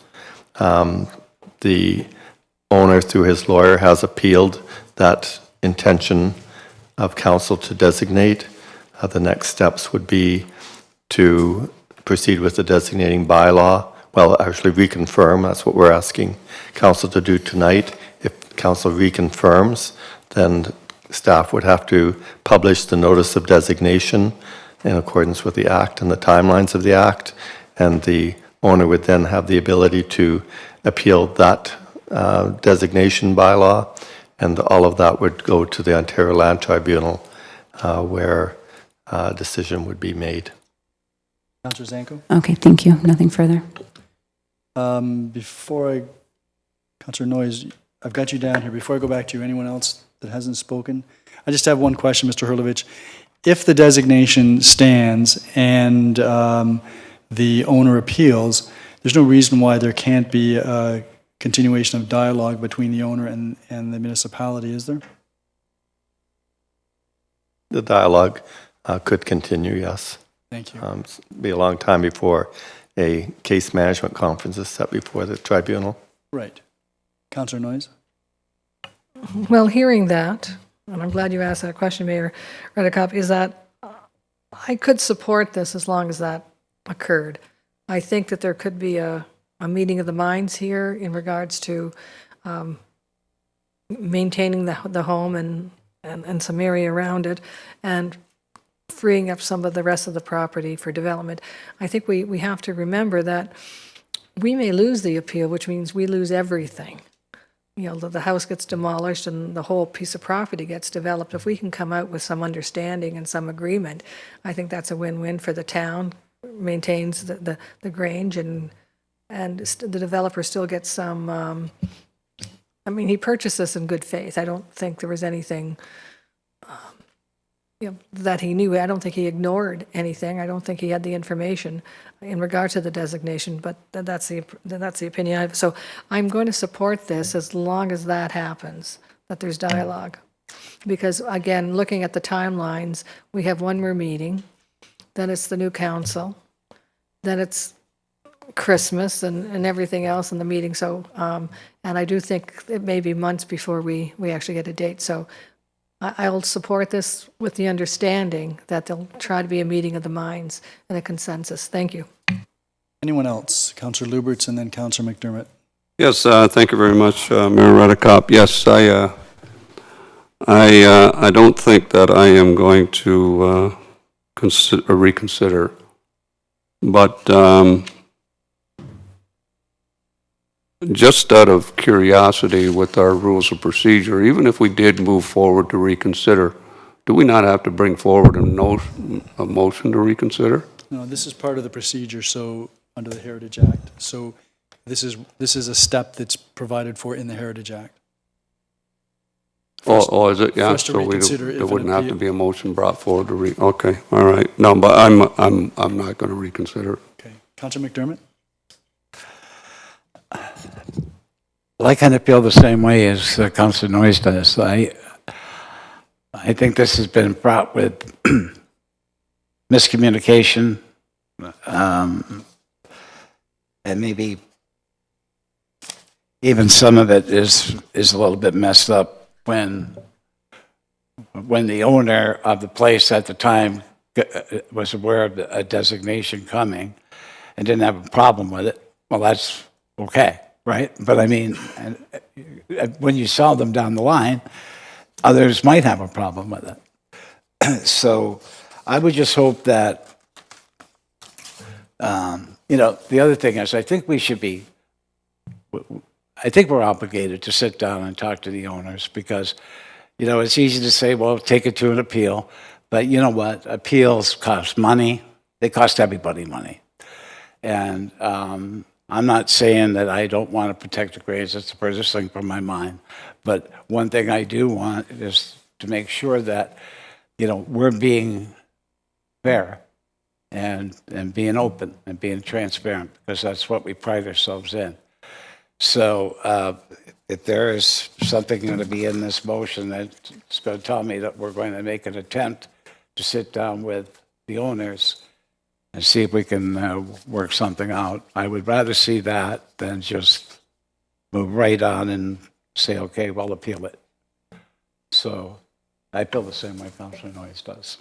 Yep. Councillor McDermott, anytime there's an appeal, there's always discussion between both sides. And insofar as the owner has expressed an interest in doing something with the property, and Mr. Hurlovich has indicated that there was some discussion with the planner of the owner, I would expect that would continue, and I would think that it would be in the owner's best interest, as Councillor Noyes said, also in our best interest to see what possible resolutions may exist. Okay, anything further? I'm going to call the question. All those in favor of the recommendation in the report? None opposed, that is carried. That takes us then to PDS 72, which is the short-term rental item. And I wonder if I could hand the chair over to Madam Chair, who's the acting mayor? Councillor Butler, I would suggest that we go next in the rotation, which would have been Councillor McDermott. Councillor McDermott, would you take the chair on this report? PDS 72.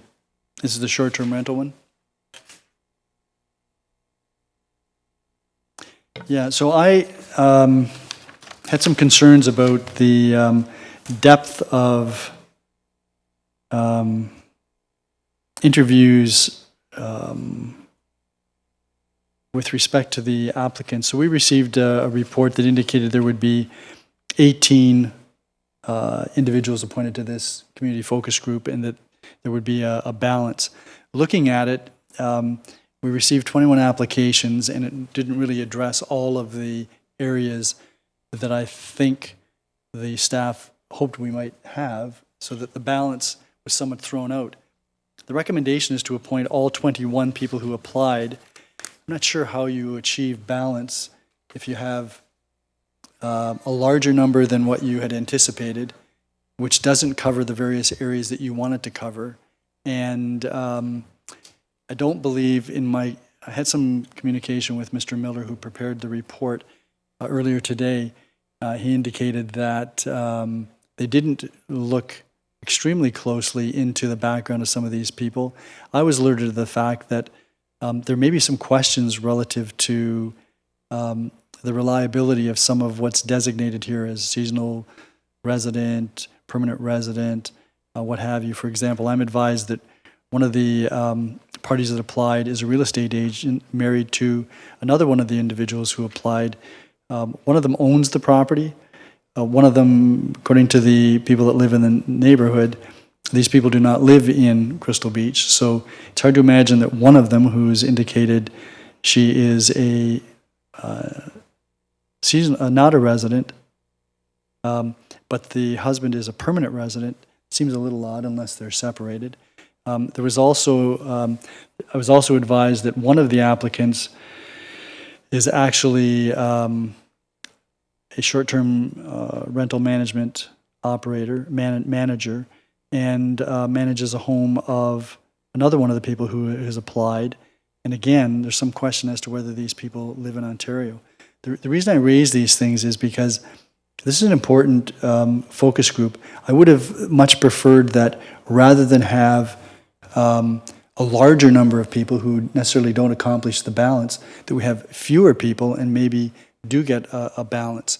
So I don't know why we wouldn't have perhaps 12 or 14 or whatever might be effective. Some of the people on the list are very knowledgeable. Some of them we've actually relied upon for information to assist us in crafting some of our reports. I do agree with the notion that we should have a broad perspective here on the steps that we take next going forward. But so, Mr. Herlovich, I guess my question to you would be, if this were deferred for 2 weeks for further consideration by staff with respect to this, and maybe a little bit more background, does that unduly delay this process? I don't know that would unduly delay the process. It might delay it slightly. As you know, the consultants are meeting with the council members over the next week or so. So they will be busy with that. So I think we could probably bring something back to council if that's your pleasure. The purpose of the focus group was really to meet a couple of times as a sounding board. They're not an advisory committee to council. They're not a recommending body, but it's council's choice. I actually would have thought it might be more important for us to meet with a consultant before the community focus group is established. But so I see that Councillor Lubberts has his hand up. So Councillor McDermott, if you would come back to me, because I'd like to move to defer this for 2 weeks. Councillor Lubberts. Yes, thank you very much, Mr. Chair. And Mayor Redekop, I tend to agree with you, and I'm just wondering if, I think when it was with our secondary plan, we had large focus groups, and then we had a smaller group that took all that information and compiled it together. And I'm wondering if maybe with the 21 people, we could sit down with them and kind of develop some kind of criteria or terms of reference for the smaller group to consider when they're putting together a recommendation. And then it achieves exactly what you want with a better balance. And then it also gives all of them an opportunity to bring forward some input as to how we should move forward with it. And I don't think it would be any different than what we did with our secondary plans, with larger groups at a round table, and then the smaller groups putting the pieces together. Just some thoughts. Anything else, Councillor Lubberts? Councillor Noyes? Thank you. I think Mayor Redekop brought up some important points, but I'm looking at this, and I guess there's, I just lost it. If you look in the narrative, it talks about residing outside Fort Erie. It said 8, which I have a bit of a concern with, which would be, if we have the 21, it would be more than 30% of the group. But when I'm looking at, and what I was looking at is the chart itself, and it only, to me, indicated that there was 2. I guess I should have read the report a little bit clearer, but it only says that there's 2 on the chart. It says not a resident, visitor, STR client, other. But everyone else, it says seasonal or permanent. Are they talking about seasonal, therefore not being a resident, or the terms of reference being different? I'm not sure, but I do agree that the makeup of this committee is really important. If it's going to be, if the information that we're seeking to gather, and again, I think perhaps there has to be a little bit more. I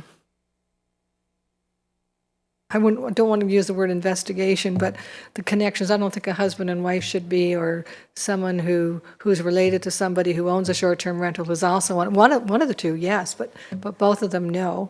I think it gives them an unfair advantage.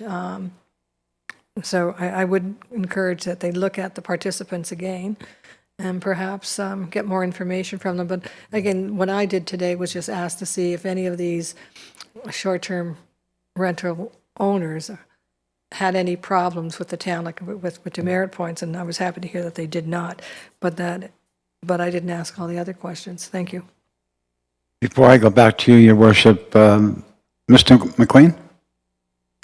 Thank you, through the chair. I guess I thought it might be helpful just to clarify lots of discussion around the committee here. And I think what's important to clarify is the consultant is going out to interview these people as a focus group.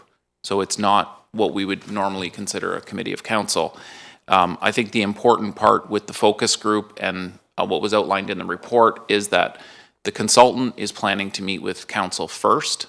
And I think that's to get a read on the kind of criteria, the kind of weighting, and the kind of considerations that would form questions for the focus group. So if councillors are interviewed first, it's likely going to give the consultant some indication of what the community vision is and some of council's expectations are around the content and the subject and the types of questions that'll be asked in the focus group.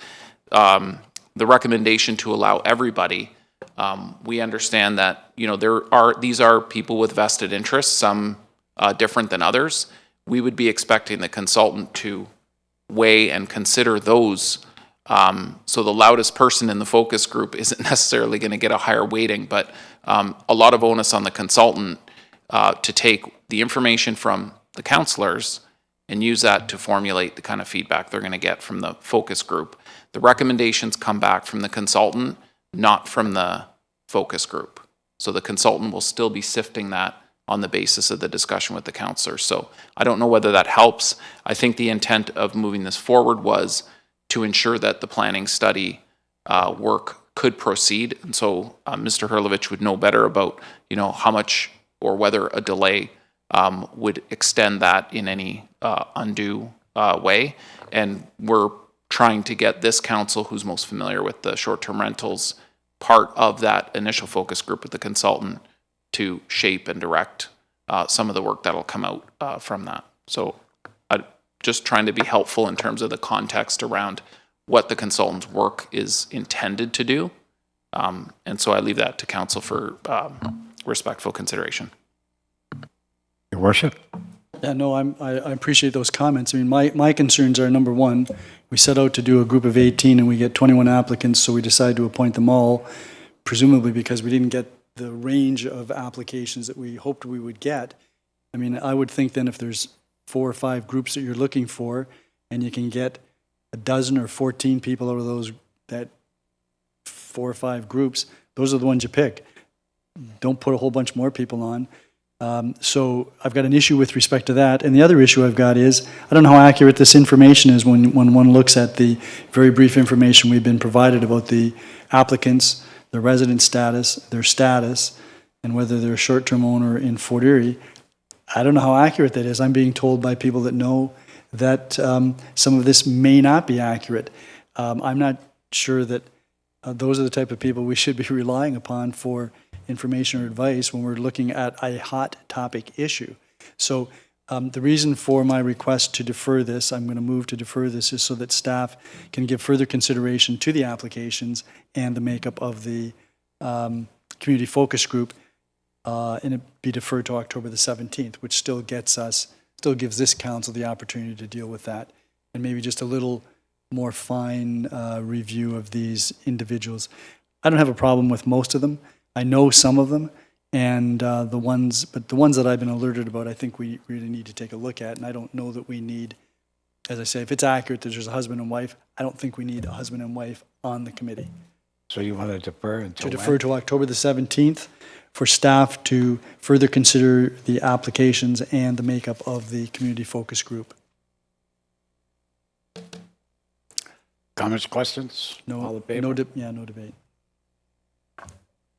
All in Then favor? it's done. Back to you. Do that again. Do that again. Can we have the revote? Even I got caught off guard. It might be a good idea. All in favor? Carried. Back to you. Okay.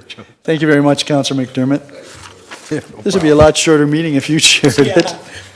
Okay, then the final report that we need to deal with is CAO 14, LC 14. So that is on the floor for questions or comments. Councillor Zanko, you requested it be removed, and I think Councillor Noyes as well.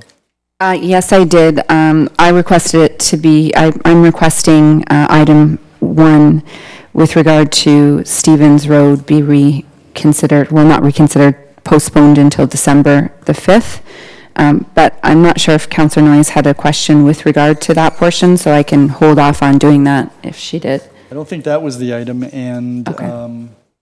the rationale for December the 5th? I actually had talked to staff, and they believe that would be. Committee meeting? Mhm. Yeah, okay. Okay.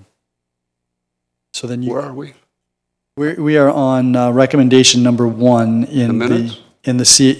Yes, in the minutes. So it's on page 4 of 17. The marketability? Stevens Road property. Okay. So Councillor Zanko is moving that be deferred to the council. Is that a committee? That'd be a committee meeting on December the 5th, Madam Clerk? To the committee meeting of December the 5th, 2022. All those in favor? None opposed, that is carried. And Councillor Noyes, you also had a matter on this. Yes, thank you, Mayor Redekop. I was in regards to 3787 Black Creek Road.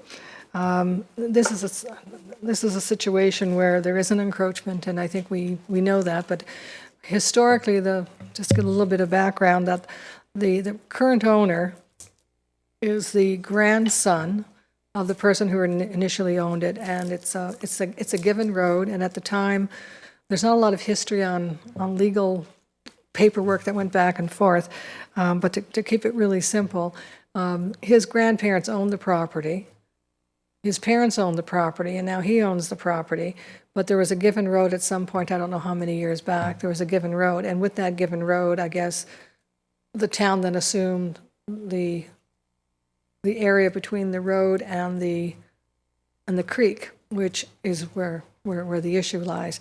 I think it was an existing encroachment, even from that it was a given road, et cetera. And what I would like to see is that we waive the fees, the encroachment fees for this property.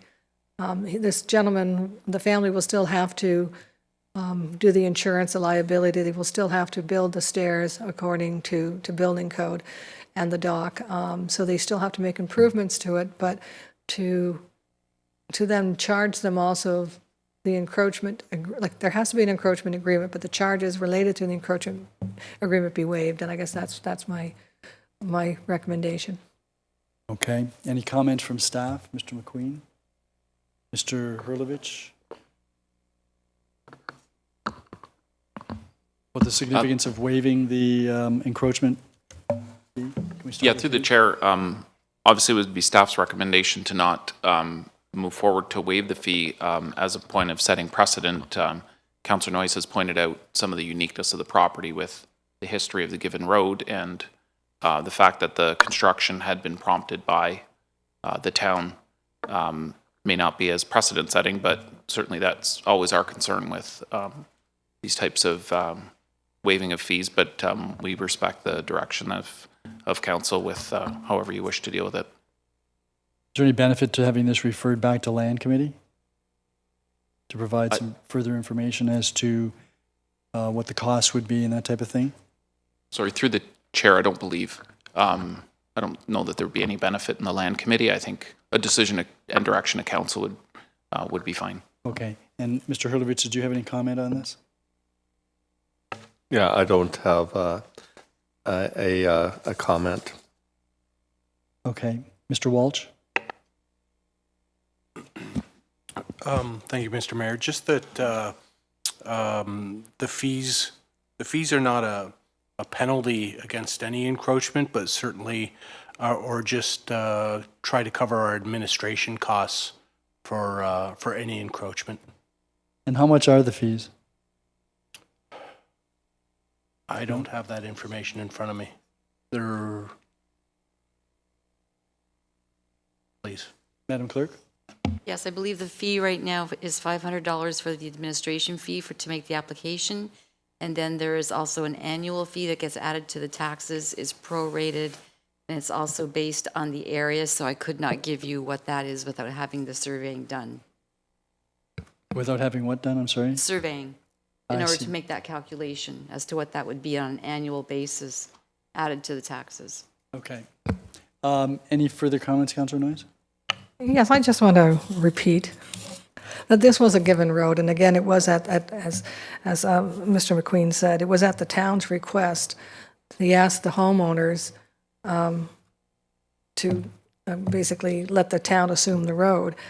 These people owned the property all the way to the creek, and as did the other owners. So I think this is a unique situation, and I do feel, I understand that the encroachment fees covers the administration, but in this particular case, I think waiving it makes sense to me because, again, it was the town's request many years ago that this property be turned over to the town. Well, I think it was, I mean, in fairness, the given road became a municipal road when the municipality assumed the responsibility for a road that people were utilizing to get into their properties. So I don't know that it was the town specifically asking to take that over. They took it on probably at the request of the property owners. Well, I wasn't there at the time, so I don't know. I wasn't either, but that's We're going usually... back many, many, many, many moons and generations. So again, I think knowing that the cost that this individual is going to incur with replacing the stairs and bringing everything up to standard and the liability is probably enough charge, and I think we should give him some relief. Sure. Anyone else? Then the motion to waive the encroachment agreement fees is on the floor. All those in favor? Opposed? That is carried. Anything further with respect to CAO 14? If not, then I guess a motion to approve the recommendations in that report. All those in favor? That is carried. That then takes us to Planning and Development Services. Councillor Dubanow. Yeah, thank you, Your Worship. Planning and Development Services is in session for the evening. We have no presentations or delegations this evening. However, we have reports. The first on the agenda is PDS 19-2, 2021. That is the supplemental information report for the proposed zoning bylaw amendment for 0-13365 Pettit Road. Can I get a mover for that? Councillor? No, this is supplemental, moved by Councillor Zanko. That report's on the floor for any questions or comments from council, Your Worship. Yeah, thank you very much. So as I drove to Town Hall today from my home, I came down Gilmore Road, and there were 3 transport trucks parked on the south side of Gilmore Road to the west of Pettit, to the east of Pettit, 1 parked on the north side, and then as I approached the intersection of Pettit and Gilmore Road, the ramp coming off the highway, there were more transport trucks coming, making left-hand turns onto Pettit, coming off of the highway, coming out of Pettit. So when we requested the information about, I think it was about marketability, or why this was necessary, I thought we might get some indication that, other than that Esso doesn't have a facility except in Niagara-on-the-Lake, and so they need to put another facility here.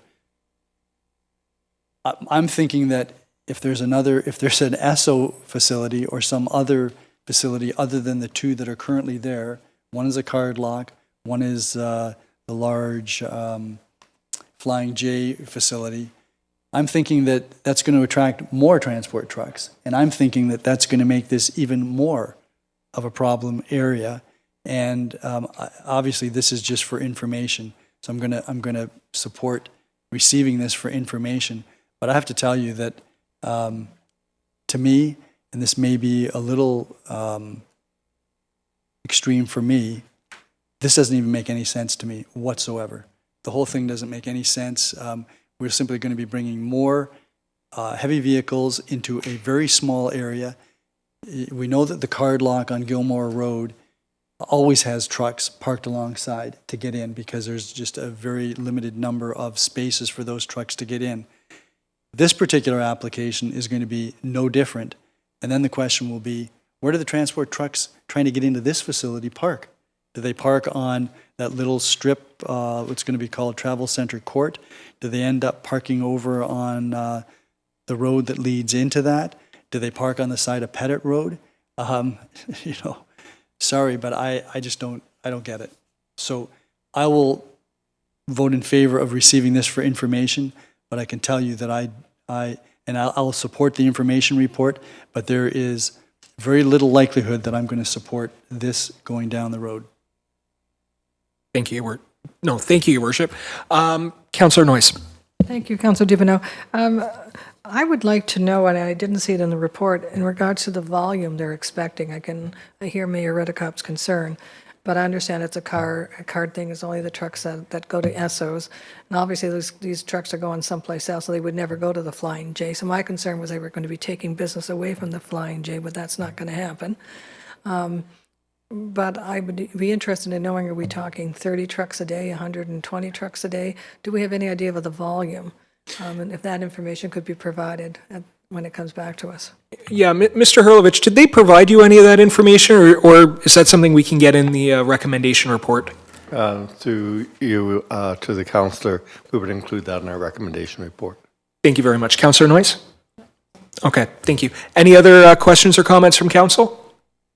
So I'm seeing none. I'll call the question on the supplemental report. All those in favor? So the report carries. Now that moves us on to PDS 19-2021. That's the original report, the proposed zoning bylaw amendment for 0-13365 Pettit Road. This has been moved originally and postponed a number of times. I'll save everyone having to hear that.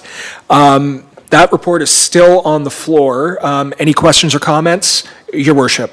Yeah, Chair, I just want to reiterate some of the things that I raised in March of 2021.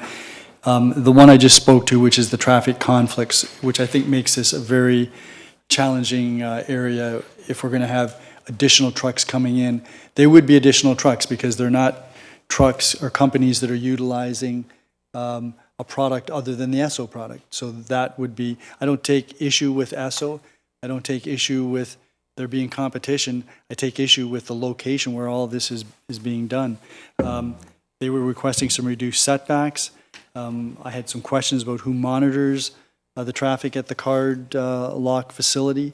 I had real concerns about the number of employees because this doesn't create jobs on site. It'll create jobs for people who would be coming in and doing some work periodically, but there are to me, very few benefits that I see for the community. And we're here to try to make decisions that will benefit the community. So that just follows up on my previous rant. Sorry. No, thank you for that, Your Worship. And I think it's also important to point out, I think originally they were proposing some restaurants on the site as well, which would have provided jobs, and I believe those have been eliminated. So that goes back to your further point, and I appreciate you making that, Your Worship. Are there any other members of council who have any questions or comments about the information report? So I'm seeing none. I'll call the question then. All those in favor? So that report carries. Thank you. Any new business or inquiries this evening for members of council? Councillor Lubberts.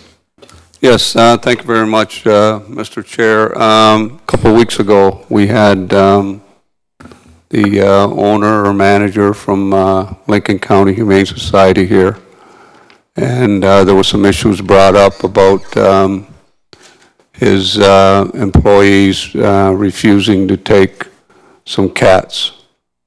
And he stood here at the podium and told us that that would never happen again. It was his mistake. He took full responsibility for it.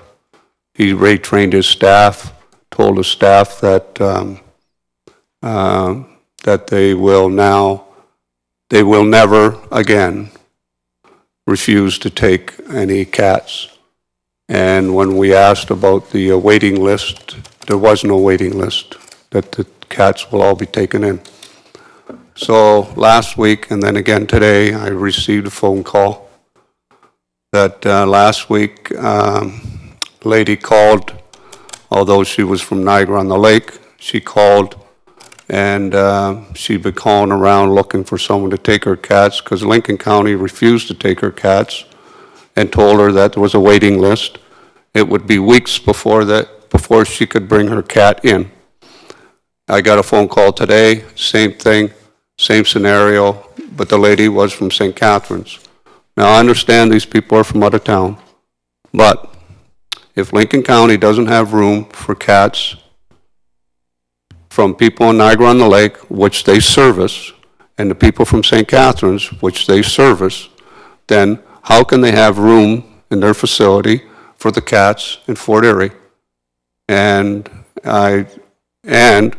just the fact that he refused to take the cats, my interpretation of our agreement with him is that he's supposed to have a policy within Lincoln County Humane Society that they will not refuse to take any animals. And here we are, and he's now twice refused, and he's also indicated that there's a waiting list, which he told us there would be no waiting list. And again, I know these people are from Niagara on the Lake and St. Catharines, but if you don't have room for their cats, then you can't have room for our cats either. And I think that I'd like to have him address the issue and get back to us and let us know what his policy really is. Does he have a policy for Fort Erie that he won't refuse any cats, but he's got a different policy for other communities? And if that's the case, I don't think that's acceptable either. The policy should be the policy. That's your policy, and you follow that policy. Thank you, Mr. Chair. Thank you, Councillor Lubberts. Any other members of council have any? Councillor Noyes. I'm just wondering if these people who called Councillor Lubberts, if this has gone before the St. Catharines and Niagara on the Lake councils in regards to their contract with the Lincoln County. Well, I don't know if they've done that. All I know is that they called Lincoln County. Lincoln County wouldn't take the cats, so they called around. The one lady from Niagara on the Lake, the one that called, she's from Ancaster, but her father lives in Niagara on the Lake. He had 2 cats, and he went into a nursing home. So she has to drive from Ancaster to St. Catharines to feed these cats. And so she's just looking for a place to put these cats. Why she would call Niagara on the Lake and ask them, what she did was she called around other humane societies to see if someone would take the cats in. So with her cats, SPCA said, yes, we'll take the cats in. So the Fort Erie SPCA has the cats. They're taking these cats in. But the phone call that happened today, SPCA in Fort Erie is saying, look, we can't afford to be taking these cats in that Lincoln County is supposed to be taking in. That's what they get paid to do. And the SPCA is taking these cats in and they're feeding them. They're paying for housing these cats, and they're not getting paid to do it. And I did call Niagara-on-the-Lake this morning, and I talked to a councillor at Niagara-on-the-Lake, and he basically told me the people in Niagara-on-the-Lake don't even bother calling Lincoln County. They just call Niagara Falls because they're not getting any results from Lincoln County. And that came right from a councillor. Councillor Lubberts, I think just as a matter of fairness, this is Fort Erie Council, and we represent the residents of Fort Erie, and the animal control contract is for Fort Erie. And I'm concerned that we're getting into discussions about other municipalities, contracts that apply to other municipalities, and the service that organization provides other municipalities. So I don't think it's appropriate to go down that Mr. road. Chair, We're here to discuss Fort Erie related issues. Yeah. Now, these residents were not from Fort Erie, is that correct? I get that, but So they called you? Councillor Noyes asked me if they called the other municipalities' bylaw. And I would have hoped they would have. I was answering her question. So, and I get the fact that these people are from Niagara-on-the-Lake and St. Catharines, but they called their provider, which happens to be our provider, and my point is, if he doesn't have room for cats from Niagara-on-the-Lake and St. Catharines, then he can't have room for the cats in Fort Erie either. I'm not prepared to say that that's true, Councillor Lubberts, because they have a contract with Fort Erie. That's right. Where they have to take the cats in. And I don't know the he's details that happen in other policy municipalities. that he will not refuse any animals. Well, yes, Your Worship. Councillor Lubberts, we don't know what the contract is with St. Catharines or Niagara-on-the-Lake.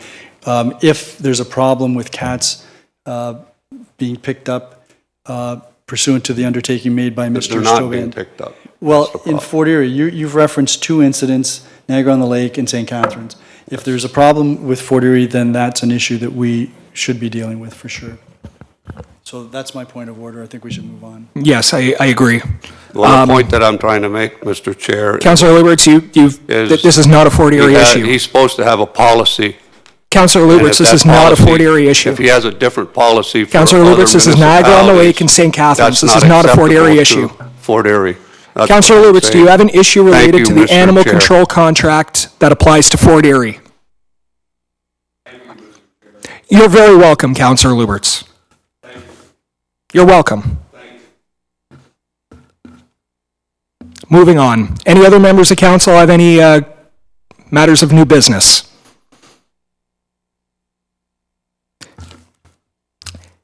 Any questions or comments related to the business status report? And in that case, Your Worship, I thankfully hand the chair back to you. Thank you very much, Councillor Dubanow. That takes us to infrastructure services. Is that you, Councillor Lubberts? Or is it Councillor Noyes now? Councillor Noyes, sorry. It's only been me for about 18 months, but that's okay. How quickly we forget. Infrastructure Services is now in session. There are no presentations and delegations. There are no reports. Any new business inquiries? Seeing none, that brings us to business status report. Any questions on business status report? Seeing none, I will turn the chair back over to you, Your Worship. That was quite remarkable. That was, I think, a new speed record. Takes us to corporate and community services. Councillor McDermott, how can you do? Thank you, Worship. Corporate community services are in session. We have no presentations and delegations. We have no reports. We do have a memorandum from Ms. Grummett. Is she on, or are you taking this, Mr. McLean? Through the chair, I can take any questions. She may be on viewing, but I believe I may be able to answer the questions. So are there any questions with regards to Ms. Grummett's report or memo? Seeing none? Oh, you have one? Go ahead. Thank you, Mr. Chair. I went through this briefly. Are we going to give licenses to people if the current licensees don't renew? I know we got a memorandum of no new, but I think if we're we also have it that we limit it to 250 licenses. So are we going to allow any, because these guys are getting antsy, people want a license, and it's been over a year now. Your worship? So the difficulty with granting new licenses is if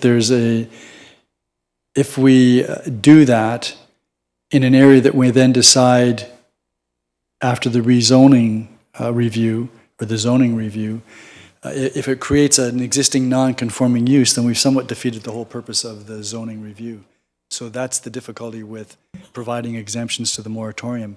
We could unwittingly provide for a licensed property in an area that we've decided shouldn't have any. Councillor Lubberts? Anything further? Anything on the business status report? Councillor Dubanow? Sorry, Councillor McDermott, I did have just a quick comment under new business, if we'd be okay if we went. I didn't realize, I thought we were still dealing with the memo. Okay, thank you. Thank you, Mr. Chair. Just a quick comment. I heard from a resident, I think it was yesterday, I received an email regarding the service that they received from our staff at the front desk who do customer service. He was looking for some information on updates to the voter list and other matters related to that. And he took the time to actually email me and compliment the staff on the job they did, the follow-up they provided, the additional information.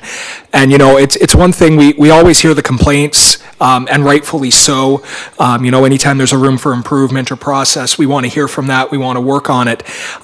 It takes a particular level of stellar service for someone to take the time and actually sit down and write an email to their councillor thanking the staff for how well of a job they did.